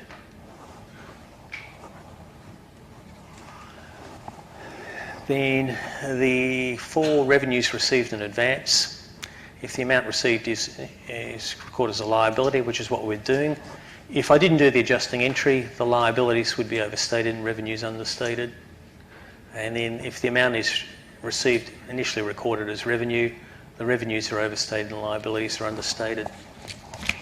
Okay, I'll do this also for that. I'll explain the alternative accounting for this. So revenues received in advance. What we've been looking at is if the amount received is recorded as a liability. Now I'll show you the alternative accounting treatment where we treat it as revenue.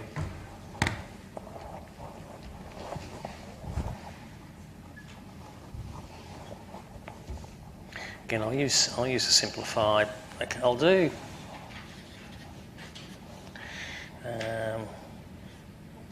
What have we got? Oh, sorry.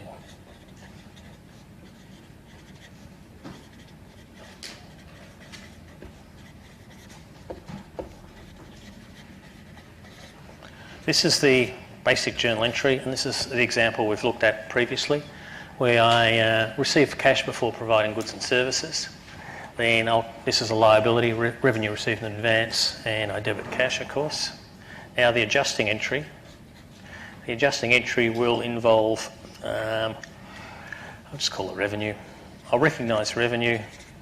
So this is halfway through the period, and then I'll reduce the revenue received in advance.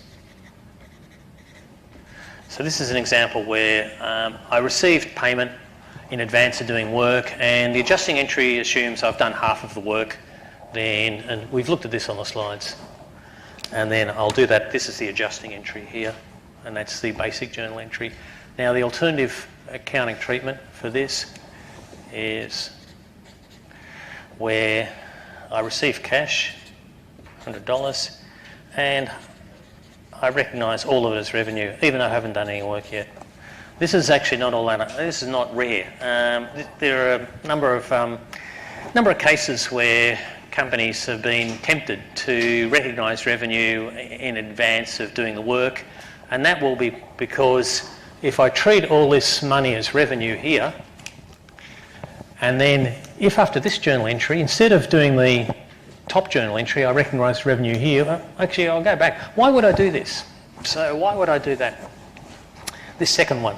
Why would I use the second method? Now, assuming at the receipt of cash, I produce some financial reports. Why would I do this? Even though I haven't done any work.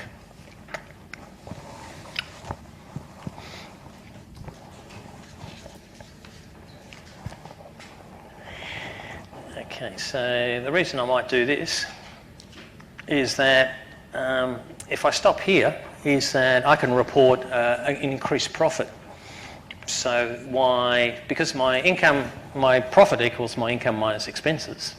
And so if I stop here and I report to the shareholders, to the owners, and I would say, look, we've got revenue of $100. And don't I look good because I'm the managing director or CEO, and we've made more profits than we really have.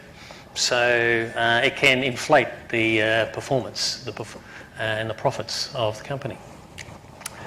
So continuing on, if that's a reason where I'll recognise revenue before I should.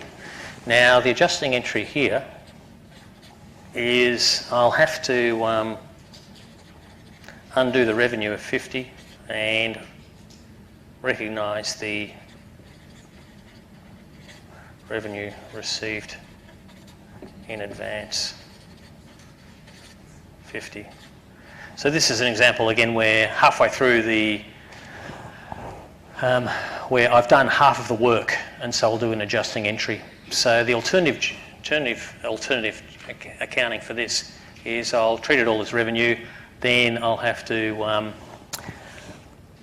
undo half of this revenue recognition if I've only done half of the work, and I'll recognise the liability for 50 there So that's alternative accounting for revenue received in advance, where it's all treated as revenue at the beginning. And if you to do the T ledgers, you'll see that all the closing balances are the same, whether you do this method or the second method. Okay. Yes. That's step one. Yep. Sorry, that's the one next one down. This one. That one. And Yep. so, and then step two in the future is reversing that back. So we wouldn't do the step under that and then do the step after that. No, the black and the blue are alternatives. So yeah. So this is what's in the slides.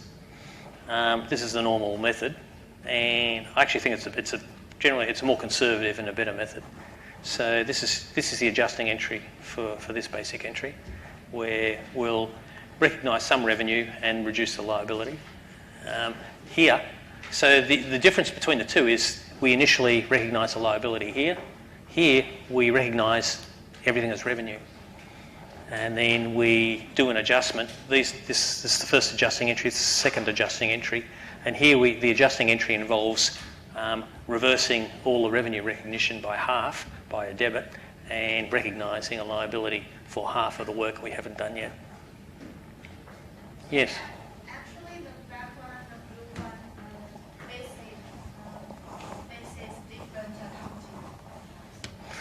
Yes, so there's two different accounting alternatives that we can choose.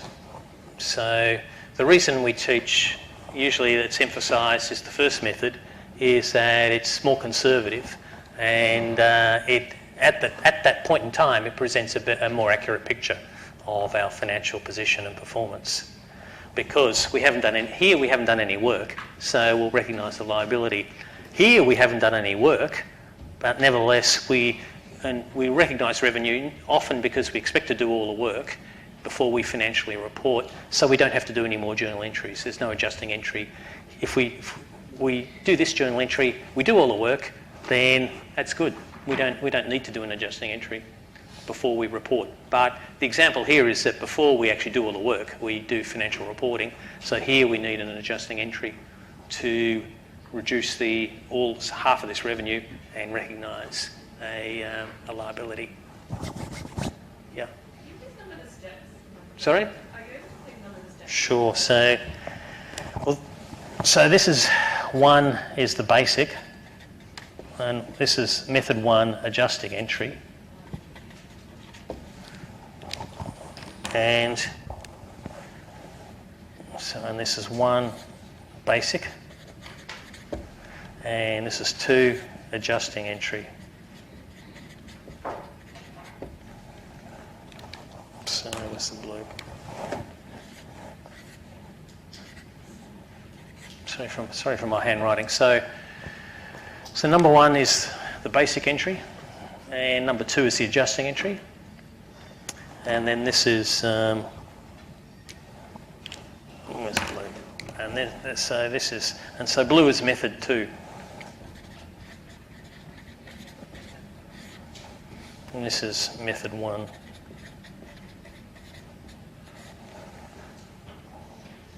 So there's 2 methods for doing the accounting. And the difference between the two is method 1 recognises a liability when we receive cash in advance. Method 2 recognises it all as revenue. Yes? So, in method 1, when we end up the term, we will recognize revenue as 100. What the method? Yeah, good question. So I briefly mentioned this. So in method 1, this becomes 100. So at the end of the period, after we do all the work, this would be 100. Now in this case, in method 2, at the end, after we do all the work, if we do all the work, then there's no need for this adjusting entry. We don't bother with it. So in method 2, if we do all the work, we don't need to do an adjusting entry because we've already recognised all the revenue up here. So if you like, the idea here is that between the time we receive the cash and the time we do the work is we're recognising a liability until we do all the work. Here we've just recognised all the cash as revenue, and then which is not really accurate because we ought to recognise the liability. But if we subsequently do all the work, then that's good. Then this is accurate after we do all the work, because we've done the work, we'll credit revenue, and we've got the cash of 100, and there's no need for an adjusting entry. Okay, any other questions? So,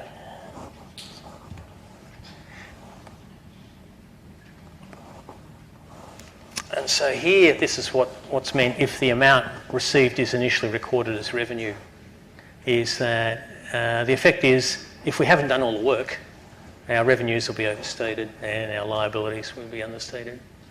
And so that's the adjusting entry there for the second accounting treatment.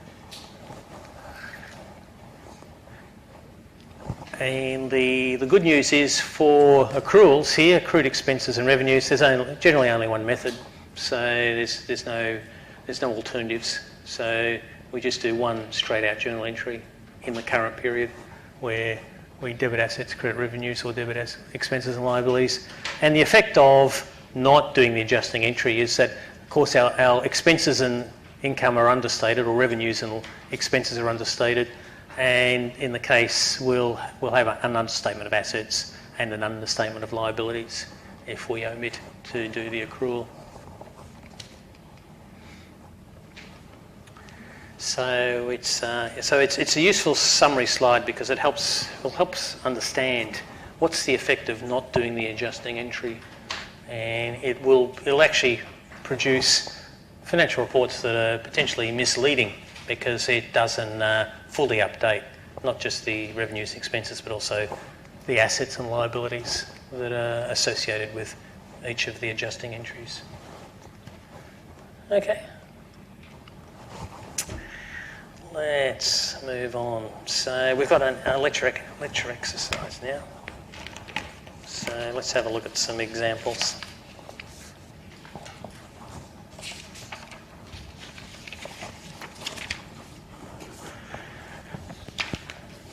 So, oops, what happened there?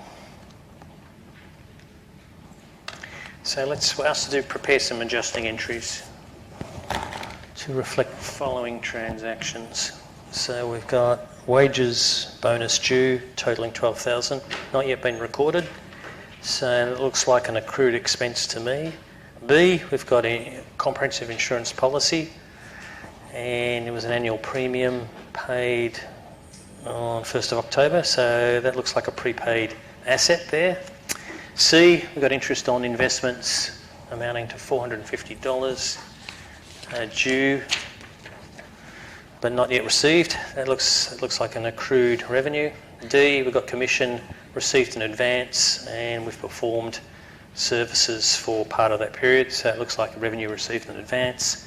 And E, we've got some accrued expenses that haven't been recognised. So let's have a look at the journal entries for each of those.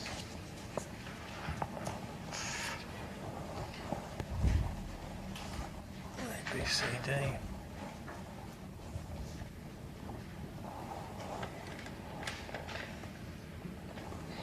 So in the case of, we've got some wages bonus due. So in A, credit, so we've got a wages expense, $12,000, and we've got wages payable. So this is an example of an accrued expense. So we have an accrued expense, we haven't paid it yet, but we'll recognise it. Okay, any questions on that?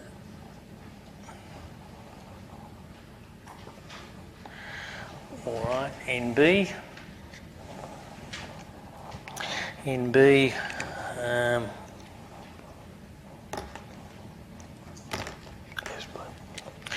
this is the I'll do the basic entry. This is the basic journal entry. We've paid for some insurance in advance, so we've paid our cash and we have prepaid insurance. Looks like it's 2,400. So this is not an adjusting entry. This is just the what happened in the earlier cash flow. We created a prepaid asset rather. Now the adjusting entry here is that we've used up 9 months out of 12, so we'll recognise an insurance expense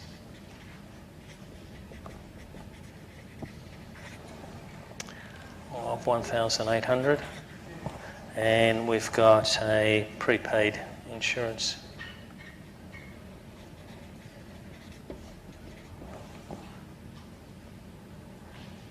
What have I got here? 1,800. So that's the journal entry there. In the adjusting entry is in black there for the consumption of the insurance policy in B. Okay. Now C is we're going to recognise some interest revenue. We haven't received it, so we'll recognise interest revenue. Interest revenue 450, and we've got interest receivable.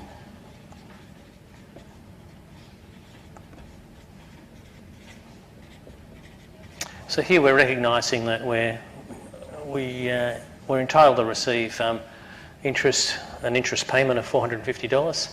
So we'll recognise interest revenue, and this is similar to an accounts receivable, except it's money receivable from the borrower or wherever the investee, where we have our money linked to.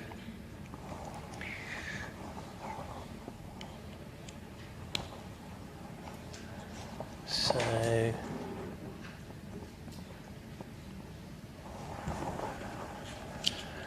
now D involves we've got I've got some revenue commission received in advance of $360.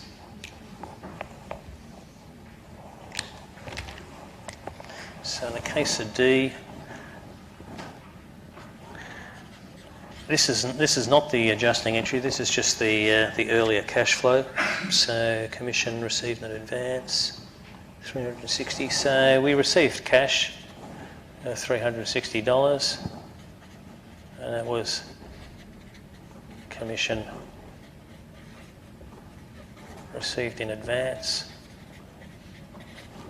of $360.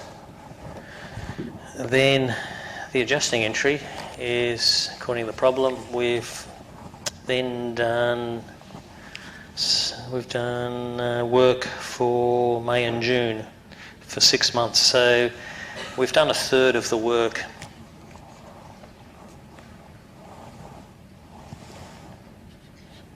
So the adjusting entry will reduce the commission received in advance. So we've done a third of the work, so we'll reduce the liability, and we'll recognise some commission revenue.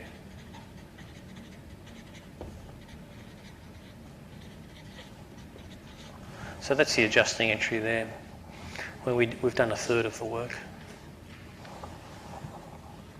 I think that's right. Yeah. So we've done work for 2 months, May and June, and we received money for 6 months in advance. Okay, that's D. And then finally, we have some electricity and telephone expense.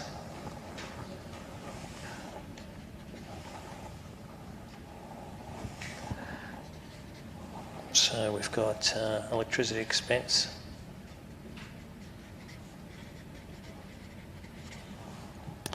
And telephone expense.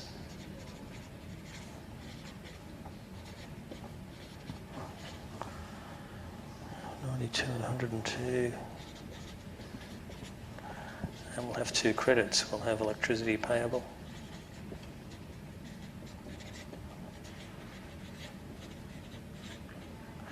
And telephone payable.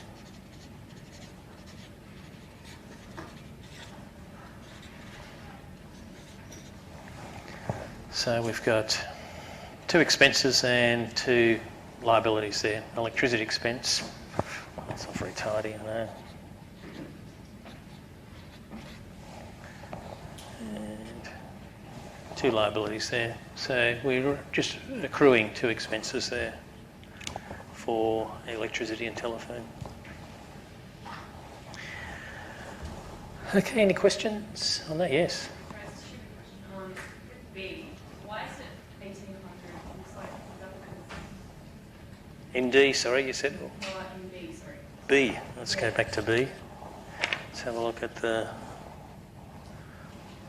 No, that's just my reading of the question. So where are we?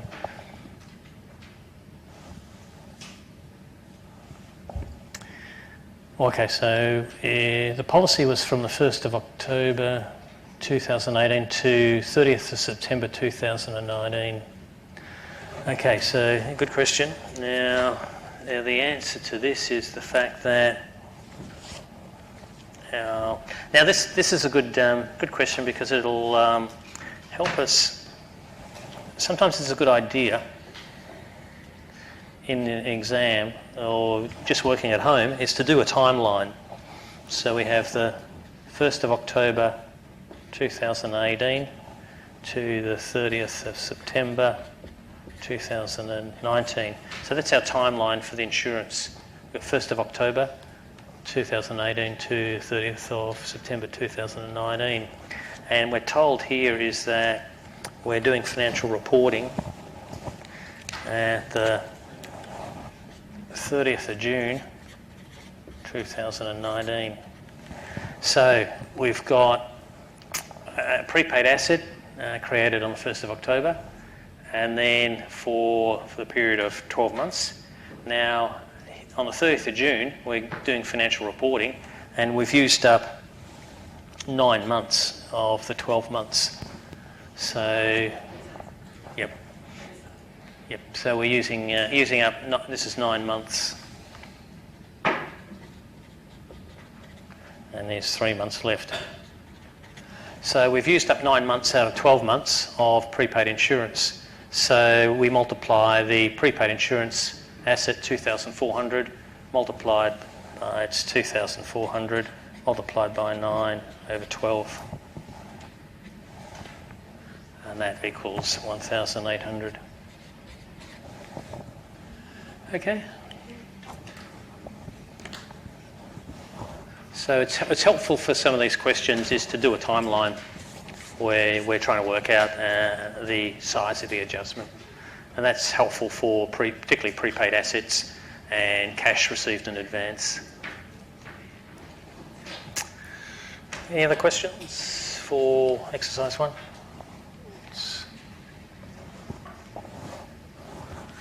So now let's move on.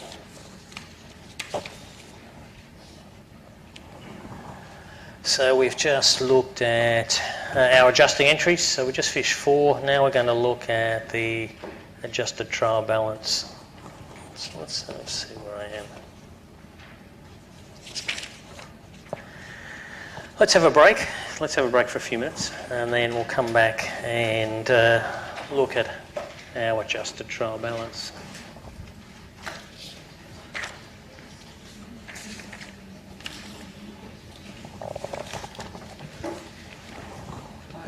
I reckon, for the exercise, I reckon it would be better to write down the basic entry first and then write down the adjust, because that will be help us to understand it much more better. Yeah, that's a good idea. It's good practice too. Yeah.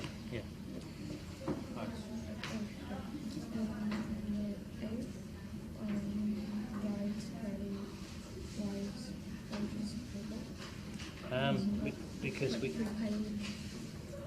here there was no prepayments. We just the simple example is that we just recognise we owe money.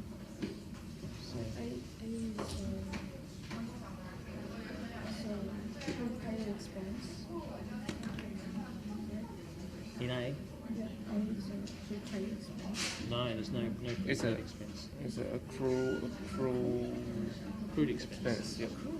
Yeah, so it's a bit complicated in the fact situation. It's just that we recognise we owe money to a manager. So But I got a question. It's like in exam, if they didn't give us the entity will be the company, but not just the employee.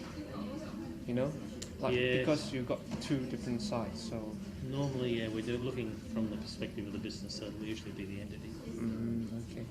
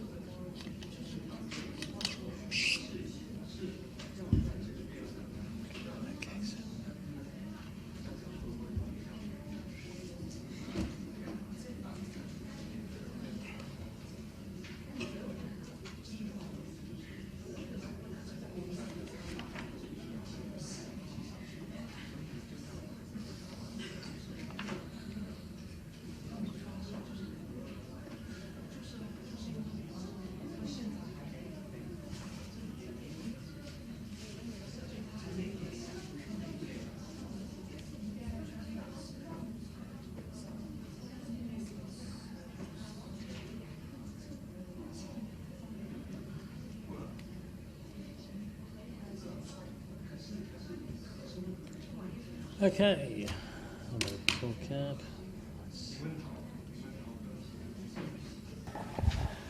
Okay, let's move on and look at our adjusted trial balance.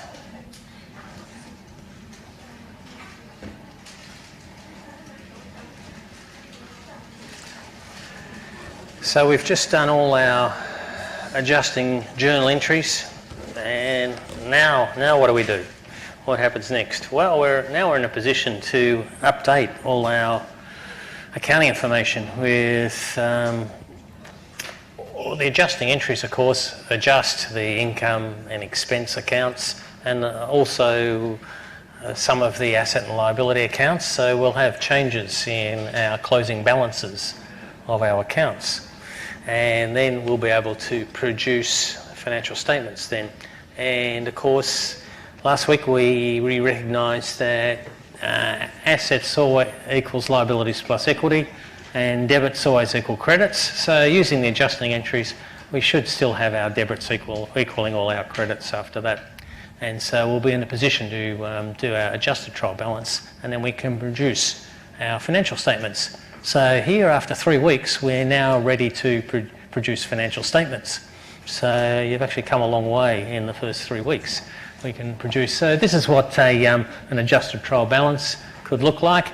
So it's similar to the trial balance in that we have we've got the trial balance, we've got the name of the entity and the time. And so here's our accounts. So usually we've got assets here, liabilities, equity accounts, income and expenses. Then this is before the adjustment. We've got, these are our original, this is an example of numbers we've got before our adjusting entries. Then if we're to do adjusting entries, then we would add the new information here up to date. So in this case, we've got some changes to quite a few accounts. And so you'll see the difference here. We've got our advertising supplies. That went from 2,500 to 1,000, remember, because we counted the supplies at the end of October and only counted 1,000. So we did an adjusting entry and to reduce that down.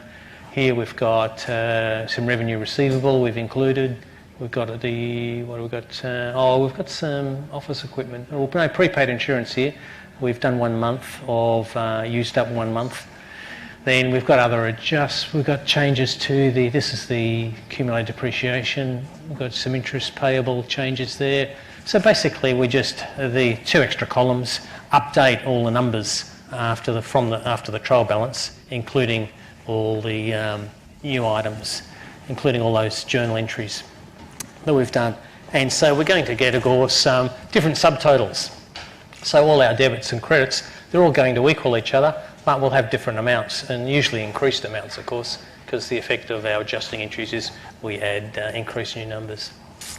Okay, any questions there on our adjusted trial balance? So that's what it looks like.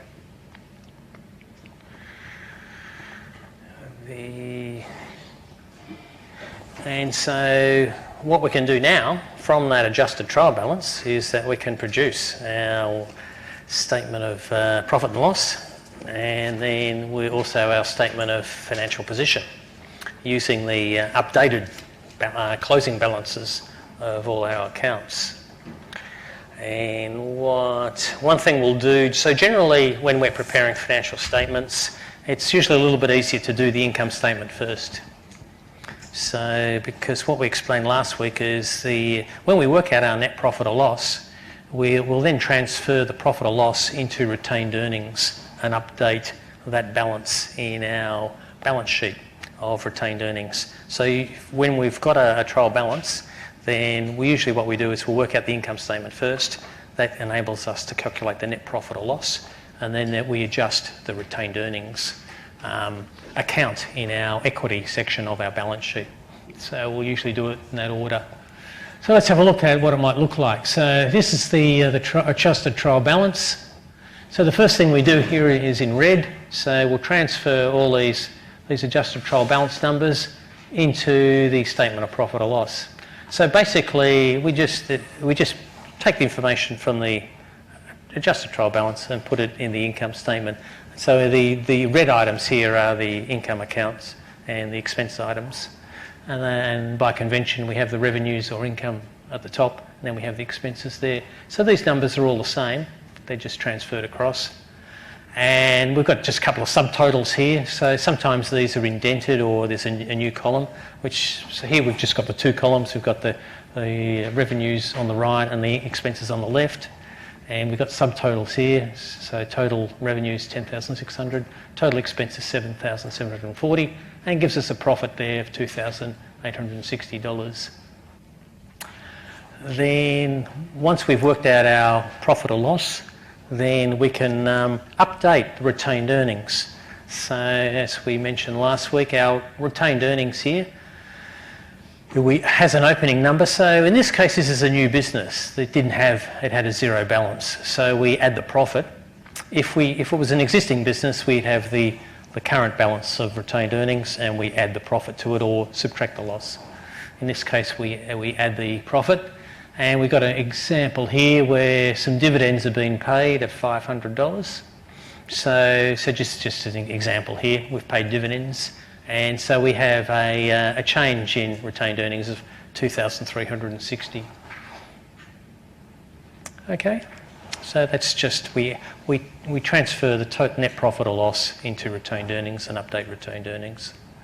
So I'll give you the basic formula for, so we have an opening retained earnings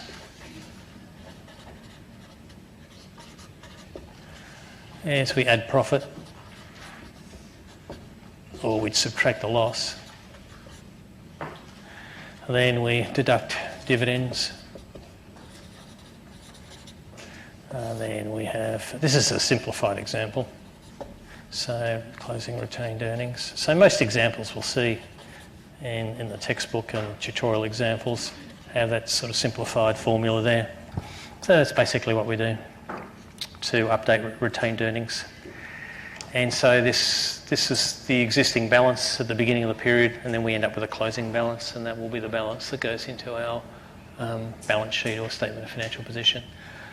We looked at more complicated examples where there's the owner's equity or the owner might inject, but that's the basic formula anyway. And so now what we've done is so after we've adjusted that, now we have left over is the assets, liabilities and equity accounts here in black. And what we'll do now is now they're highlighted in red, and we'll transfer the asset, liability and equity accounts over to our statement of financial position or our balance sheet. So here the assets there. So the numbers and the accounts are all the same. They're just transferred across. So then we have our assets here, and that should be assets, not net assets. So anyway, that's a typo. That's come from the slide or the book. I'm not sure which one. So they're the asset accounts, and here's an example where we looked at depreciation before, and we had that contra account accumulated depreciation. So we'll look at this in later detail in the course, but we have office equipment asset, and the accumulated depreciation sits here, just underneath. So we've got a carrying amount there.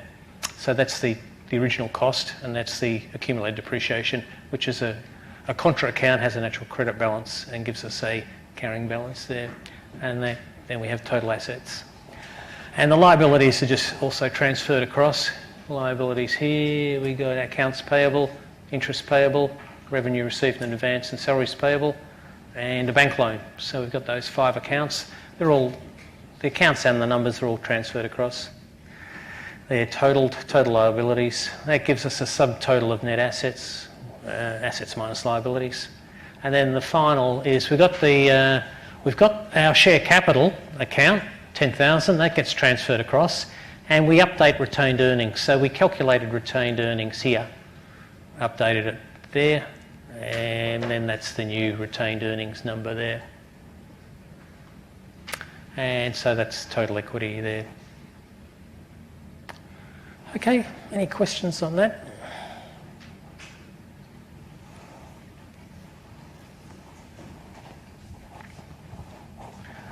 So so now we've created our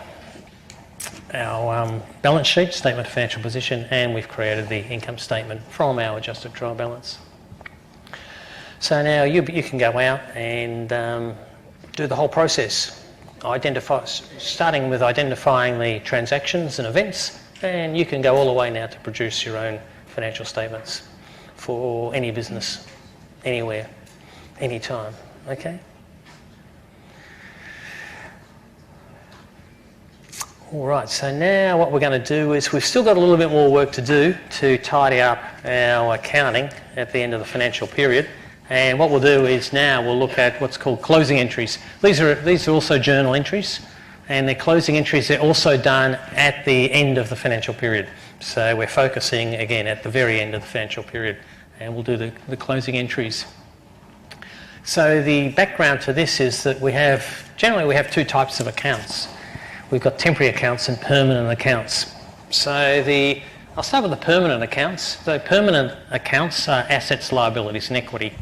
And they're permanent because the balances are carried forward or transferred from the end of one financial period or point in time to the next day, the next financial period. So we just roll over or transfer across the assets, liabilities and equity because that's the position of the assets, and we're always interested in what the position is.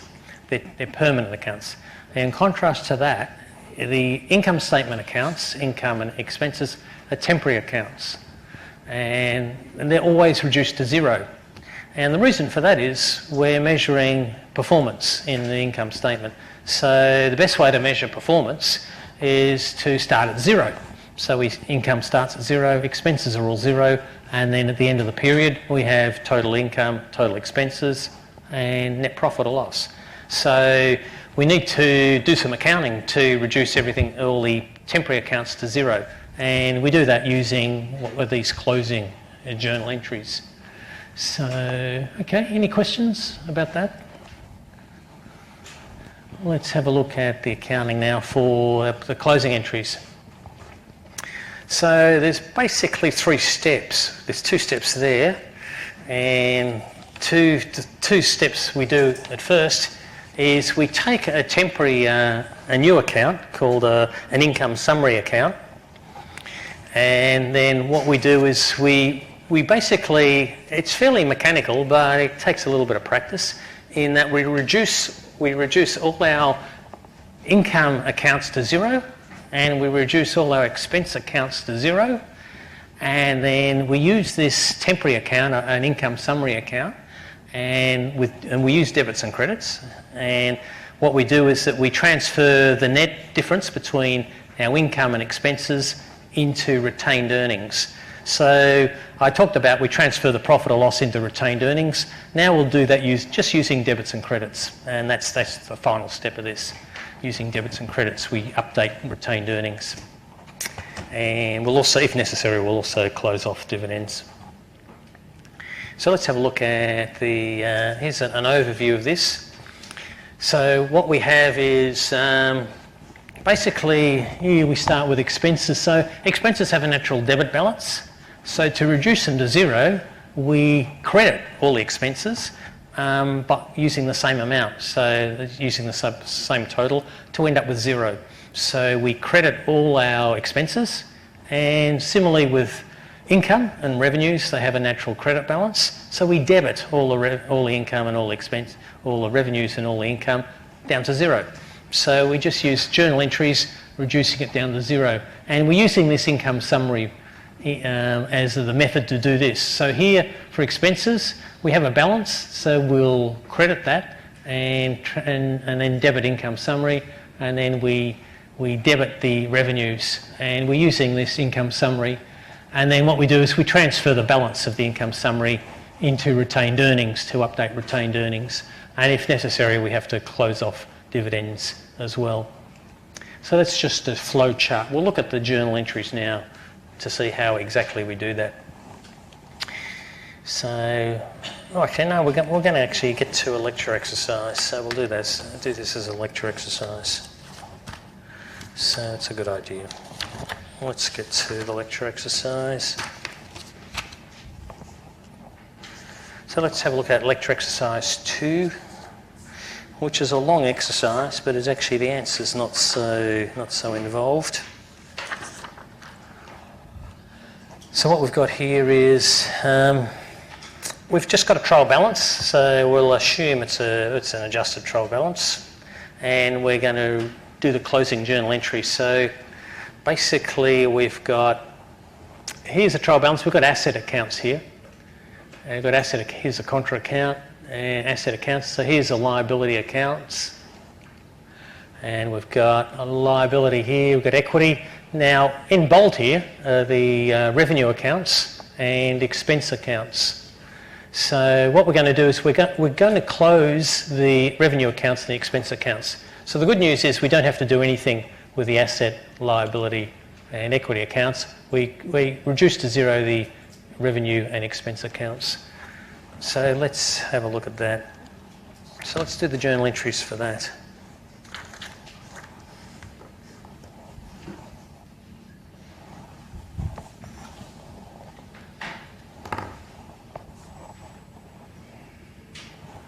So now the normal journal entries. Now for what we do is we debit revenues. I'll just do this as preliminary. Debit revenues and recredit income summary. So this is the basic form of the closing entry.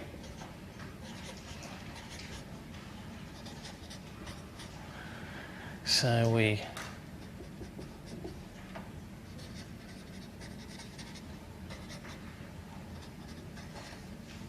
the first two steps follow this format. Is that we're reducing revenues to zero, so we debit revenues and we use this income summary account. We give it a matching credit balance. To reduce expenses are debits, so we'll credit all our expenses and we'll use our income summary account with a matching debit there. So that's the basic form. So it's really essentially not much more complicated than that, the first two steps. We use this journal entry for every revenue and account item. So in the case of the example we have here, so for, where are we, exercise 2.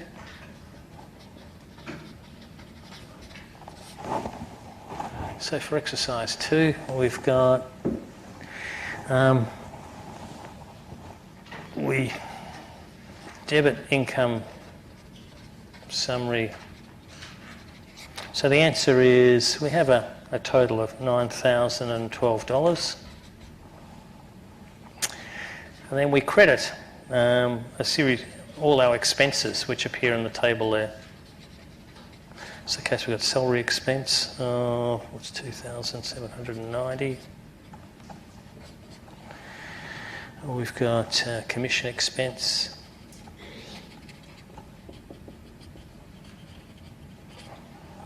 That was 4,800. Got telephone expense.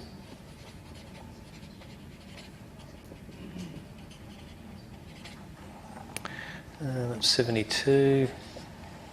And we've actually got a list of quite a few there. I'll just show you these, so I'll do one more. So we got advertising expense.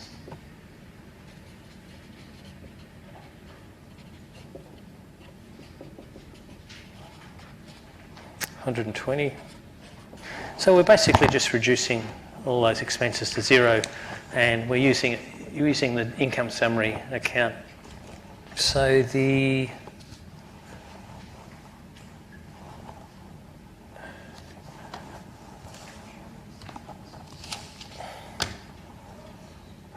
where are we here?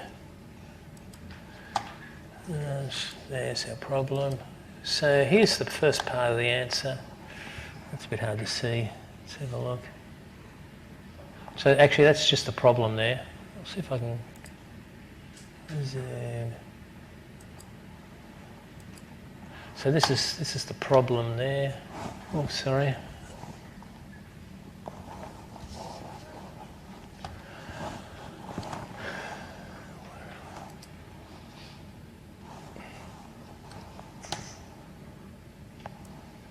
So there's the accounts, and the answer here for the first part is, that's the journal entry there.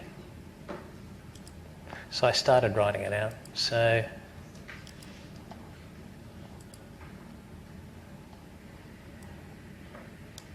the answer, so the journal entry there is just going through each expense individually. So just crediting them all. So they're down here. So all of the expenses, and using the debit, the P&L. Or, they've called it P&L summary here. That's one of the alternative names. I think the lecture slides use income summary, and the lecture exercise uses P&L summary. It's the same account. Okay, so that's the closing entries for the all the expenses. Any questions on that?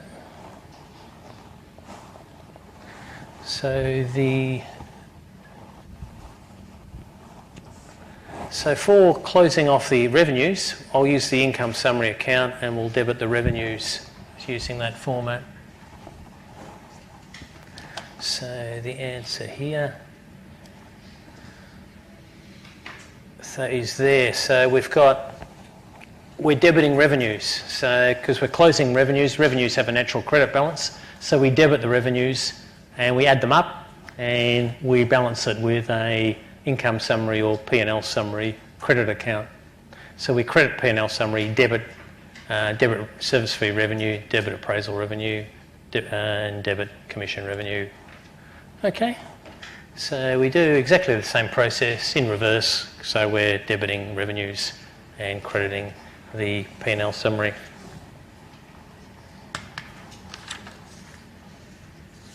Any questions on that? Yes.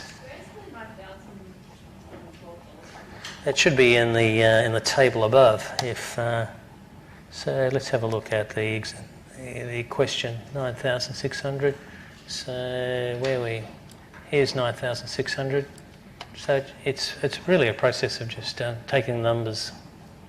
I think you wrote 9,000. That was in the I think for expenses, wasn't it?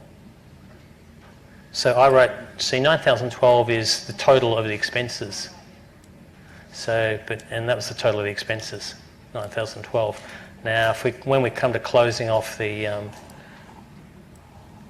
revenues, so yeah, 9,012 is the total number of expenses. Now here we're closing off the revenues, so we're just taking the numbers out of the revenues. Okay, any other questions? Now what do we do now? So it's fairly mechanical. Now what we'll see is that, so one thing I'll focus on now is the fact that we have a P&L summary is 2,050 here, and we have a P&L summary 9,012 there. So I'm going to focus on that now. So if I was to do this is the income summary, also called P&L summary. Now here, I'll do a T-ledger for the income summary, right? Just as we've been doing a T-ledger for all our accounts, we can do one for the income summary. So if I transfer the journal entries, the closing journal entries that we just did into the income summary T-ledger, what I would get is, if I can just find, I've got pieces of paper everywhere. What I would have is, okay, so I've got a debit of P&L summary of 9,012. So it's income summary, P&L summary. So that was this is from the expenses. And then from income, I have actually I better get this right around the right way. Yeah, and then I have a credit of P&L summary from the income of 10,250. Okay, so far, after the first two steps, I've closed off my expenses, and that gives me a income summary debit of 9,012, and I've closed off all my income accounts and gives me a credit of 10,250. Okay, and that will give me, this will give me at the moment a closing balance, a credit of 1,238. Okay, so right, I haven't finished yet, but at the moment I'm just pausing to see where we're up to with the accounting. Okay, is everyone happy with that? This is our income summary. This is where the position we're at after closing off all our expenses and revenue accounts.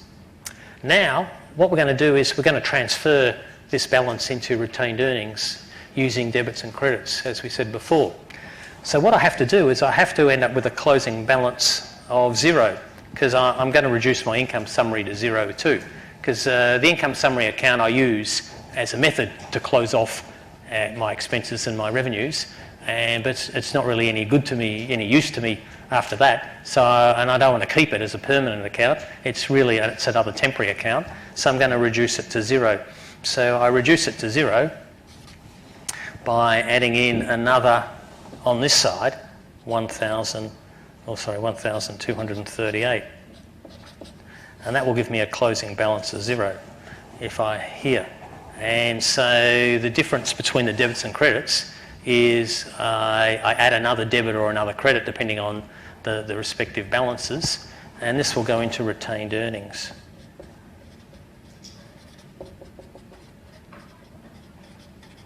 So I'm going to debit retained earnings by 1,238, difference between the balance at the moment, to reduce it to 0.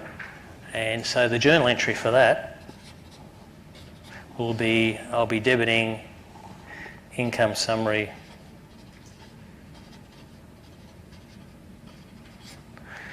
by 1,238.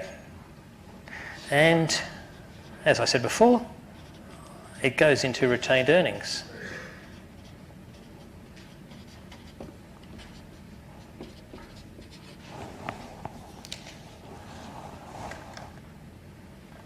So it goes into retained earnings using that journal entry. So that's step 3.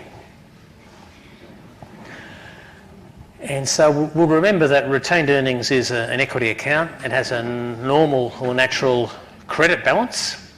And so I'm crediting retained earnings. I'm increasing retained earnings by 1,238.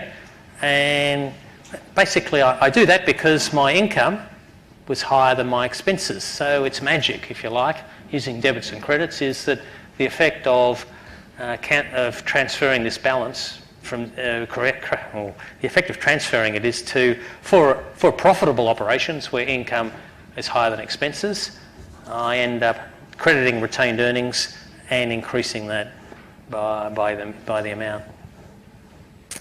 Okay, so that's I reduce income summary to 0 as well.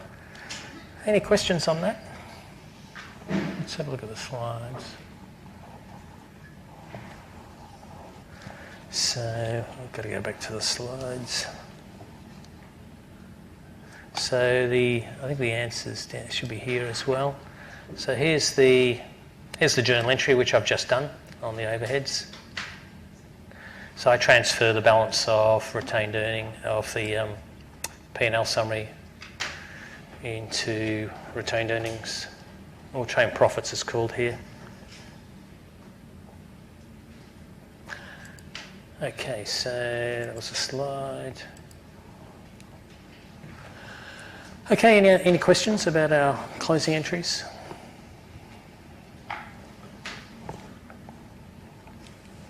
All right, so yeah, we've prepared the post-closing trial balance, so that's all good. So here we've just basically done everything, including we've done all our closing entries and we've reduced all our income and expense items to 0, and that also involves updating retained earnings using that journal entry. Now, I think we're almost done. So here's a summary of what we've done in the last 2 weeks now. So we've come, as I said, we've come a long way. We've gone all the way from looking at the transactions in number 1. And last week we did the first 4 steps, which I introduced us with. Now what we did is we looked at more journal entries, being the adjusting entries, and we did the adjustments. That enabled us, so we did adjustments involving prepayments of cash for prepaid assets and also the revenues received in advance. We also did accrued expenses and accrued revenues, the 4 types. Then we prepared our adjusted trial balance. Then what we've done in the last 10 or 15 minutes is we've been able to produce some financial statements, the income statement and statement of financial position. And we've also tidied up our accounting with the closing entries. So we've journalised the closing entries and been able to produce the post. So that's finalised the trial balance. And this is what a worksheet. So a worksheet, this would be in practice if you were manually doing this. So if you were working as the bookkeeper or accountant and you were producing all your financial statements, this is something you might using a worksheet. So this is just some, if it, like mechanics or the process you could use. So just an example of the layout. So you would have the trial balance accounts there and the amounts. Then the adjustments in 2 other accounts. Then you would have the adjusted trial balance. So this is just spreading it out step by step. So at the end of last week, we had the trial balance here. This week, we've done the adjustments. Then we add the adjustments to the trial balance to get our adjusted trial balance.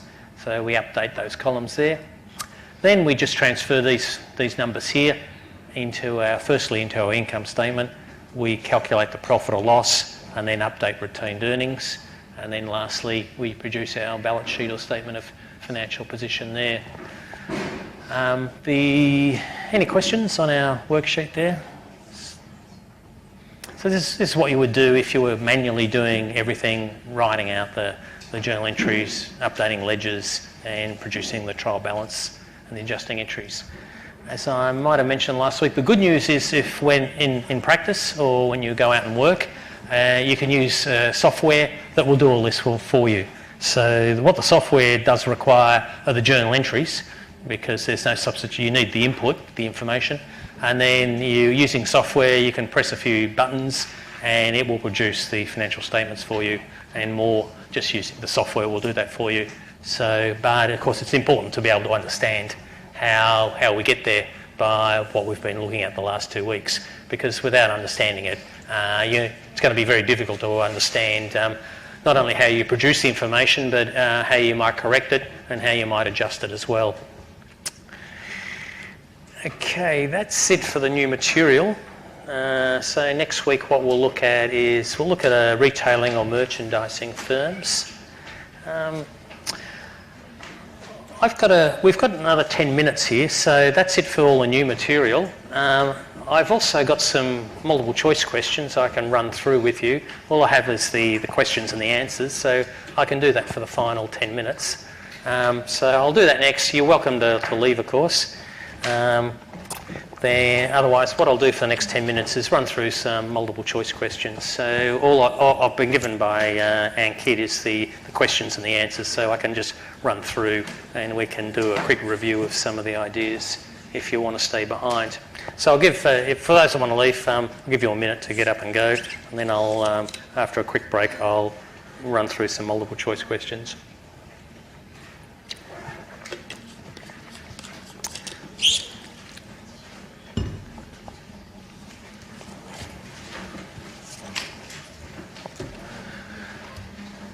Let's have a look.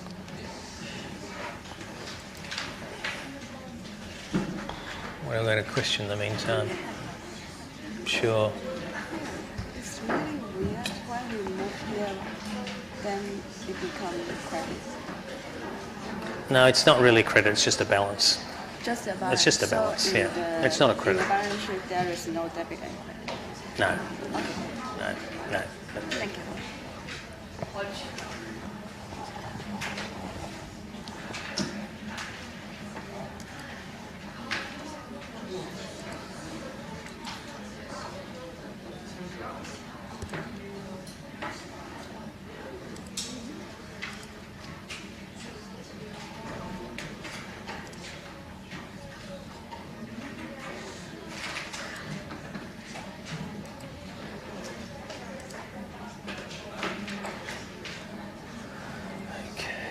Too big, that's good.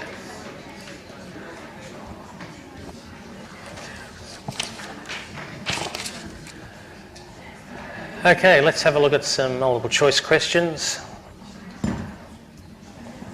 So what we got here is lecture 3. So under the accrual basis of accounting, we've got A, B, C, D. Cash must be received before revenue is recognised. Profits calculated by matching cash. Inflows, outflows. So C, events that change the entity's financial statements are recognised in the period that they occur. Then when the cash is received, ledger accounts must be adjusted. So the answer there is C, as you can see. So basically, accrual accounting involves recognising events at the time they occur, or otherwise put in that answer there is in the financial period when they occur. So it's recognising events at the time they occur, not when there's a cash flow. So the other answers, in fact, suggest the cash accounting, which is not the case for accrual accounting. And B is wrong because profits calculated, not just matching cash flows. So this is the question about net cash flows. Net cash flows is the difference between cash outflows and cash inflows. So over a number of transactions, which was the question I had early on. Okay, any questions on that? So about accrual accounting? No. Let's look at D. So we've got Jim's tune-up shop. He follows revenue recognition. He services a car on the 31st of July and customer picks up the vehicle the next day, 1st of August, and pays Jim in the post. So he posts a cheque. This is very old-fashioned, very old school. And Jim receives the cheque in the mail on the 6th of August. Has everyone seen a cheque? What a cheque is? Cheques basically, this is before electronic banking and before credit cards. And it was basically a piece of paper that looked like this, just a piece of paper like this. And it had the name of generally the name of a bank who would make the payment, and it would have the name of it would have the name of the holder of the cheque account who would make the payment, and it would have a date and it would have an amount of money on it. So it's basically just a piece of paper with information about the bank who would pay the cheque and who's paying and the amount and the date. So it's just a piece of paper. So in the case here in 2, we're asked, when should we recognise revenue? So under revenue recognition, we recognise revenue basically when the event occurs, which is when we do the work and we're in a position to issue a bill or an invoice to the customer or client. So it's on the 31st of July, which is the first event after we do the work. So that's when we can do it. In practice, we might not do it straight away because we might be busy. In this case, we might be busy working on the cars. So when we actually can issue the invoice or cheque, we'll do that. Any questions on that? Let's have a look at 3. We've got dress shop. Dress shop makes sale on credit for $1,000 on the 30th of November. We sent a statement on the 5th and receive a cheque, which is banked. Now we follow GAAP is generally accepted accounting principles, and when do we consider the $1,000 to be earned? And the answer is when we do the work. So when we did the sale, in this case it was a shop. So we did a shop and we made a sale. So we do it on the 30th of November. So when we do the sale, so we'll just enter in the sale into the cash register or into the credit, and when it's recorded then we can recognise the revenue. Okay, not when there's payment made. Okay. Number 4, adjusting entries are required when. So we've got expense will be incurred with the passage of time. Profits are below budget. Expenses are recorded in the period in which they're incurred, and revenues are recorded in the period in which they're earned. So when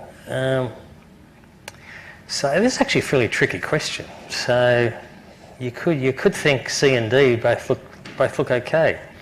So we do adjusting entries when, and the effect of the adjusting entries is to record things when they're incurred. So C and D describes the accrual accounting, But the question is complicated because it says, so it's when do we require to do an adjusting entry?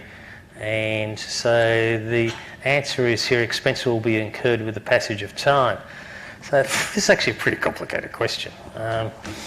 And B's definitely wrong because it's nothing to do with whether we have a budget for profits or not. So the answer here is A. This is a very hard question. So it's basically just saying when the expense is incurred, at the time the expense is incurred, is when it's required. C and D, and they're also correct, but they're not really the answer because they just describe accrual accounting, not when we need to do an adjusting entry. Okay, so that's actually a good question because it illustrates lots of multiple choice questions are difficult, and so if you're doing them in an exam, the best advice is you might have more than one answer which looks correct. So the best answer is what you think is the best answer. It's not a perfect answer. So often you'll have two situations where more than one answer looks correct or none of the answers look good. So particularly when none of the answers are good, you try and pick the best answer, and so that's the best method. And so don't get really upset and highly strung if you get it wrong because none of them were perfect. It's to try and pick the best answer. Okay, 5. Where are we? We've only got a minute left. Well, that's all we'll have time for. Which one of the following is not a justification for adjusting entries? So A, it's revenue recognition principles. Well, yeah, that's a good justification. B is the matching principle, so we match the revenues and expenses in the same period, so that's a good reason. C is enable financial statements to conform with Acct, so we're just making our financial statements compliant with our accounting principles, including the conceptual framework, and so C is a good reason. Now, again, so adjusting entries are not necessary to bring the accounts in line with budget, so it has nothing to do with the budget. So 5 is correct because we're asked for what's not a justification for adjusting entry. Okay, I'll let you go. It's time. It's almost 10 to 2. So that's it for this week. I'll see you next week when we'll drill down into more detail on the accounting for a merchandising business.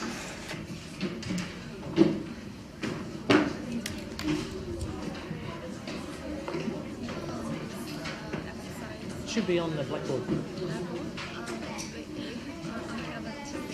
Is it? I'll check today. If it's not there, ask Antique, the course coordinator. So.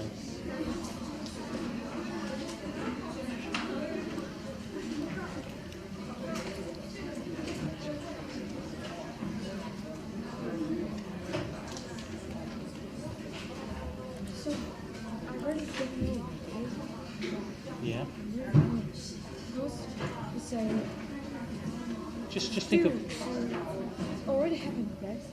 No, the manager's done some work, but he hasn't been paid for doing work. So all it says is. So it's not happened and no cash paid. Yes, no cash paid. No, and no happened.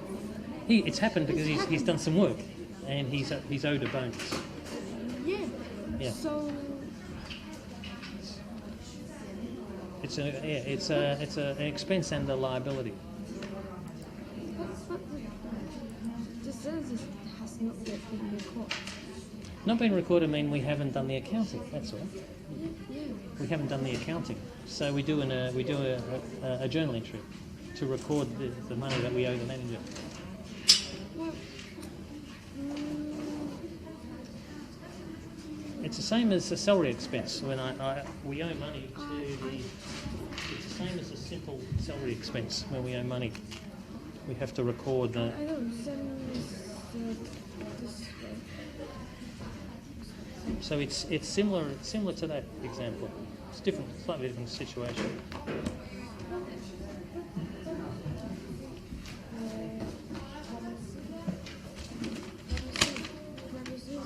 It's revenue, yeah, accrued revenue. So it's It's not yet received. No yet received. No Yeah. yet report. It's different.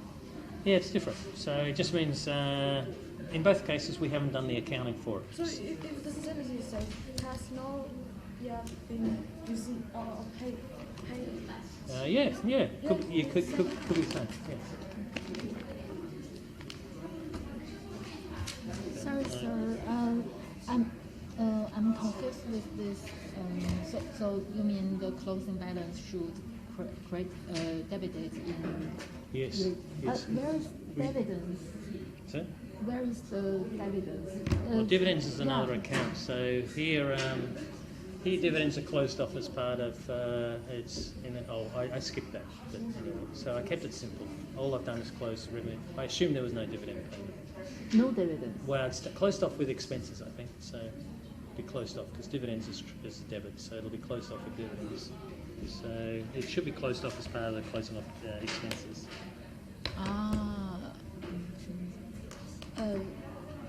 Sorry, could you explain this again? We close off all expenses and all the income, and if a dividend's been paid, then that will be closed off too with a like an expense. So dividends are treated like expenses. They're not really expenses, but the closing process is to treat them like an expense and reduce them to zero. 就是我们现在当成 expense. Okay, thank you.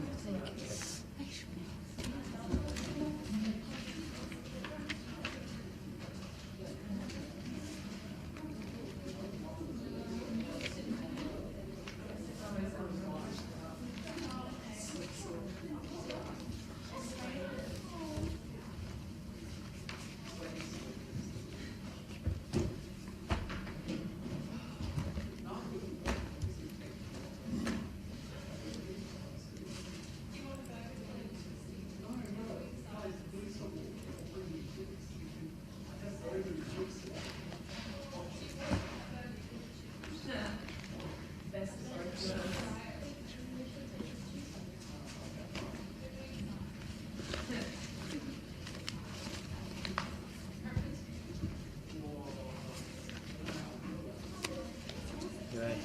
Come in, I'm just finished off, just closed off.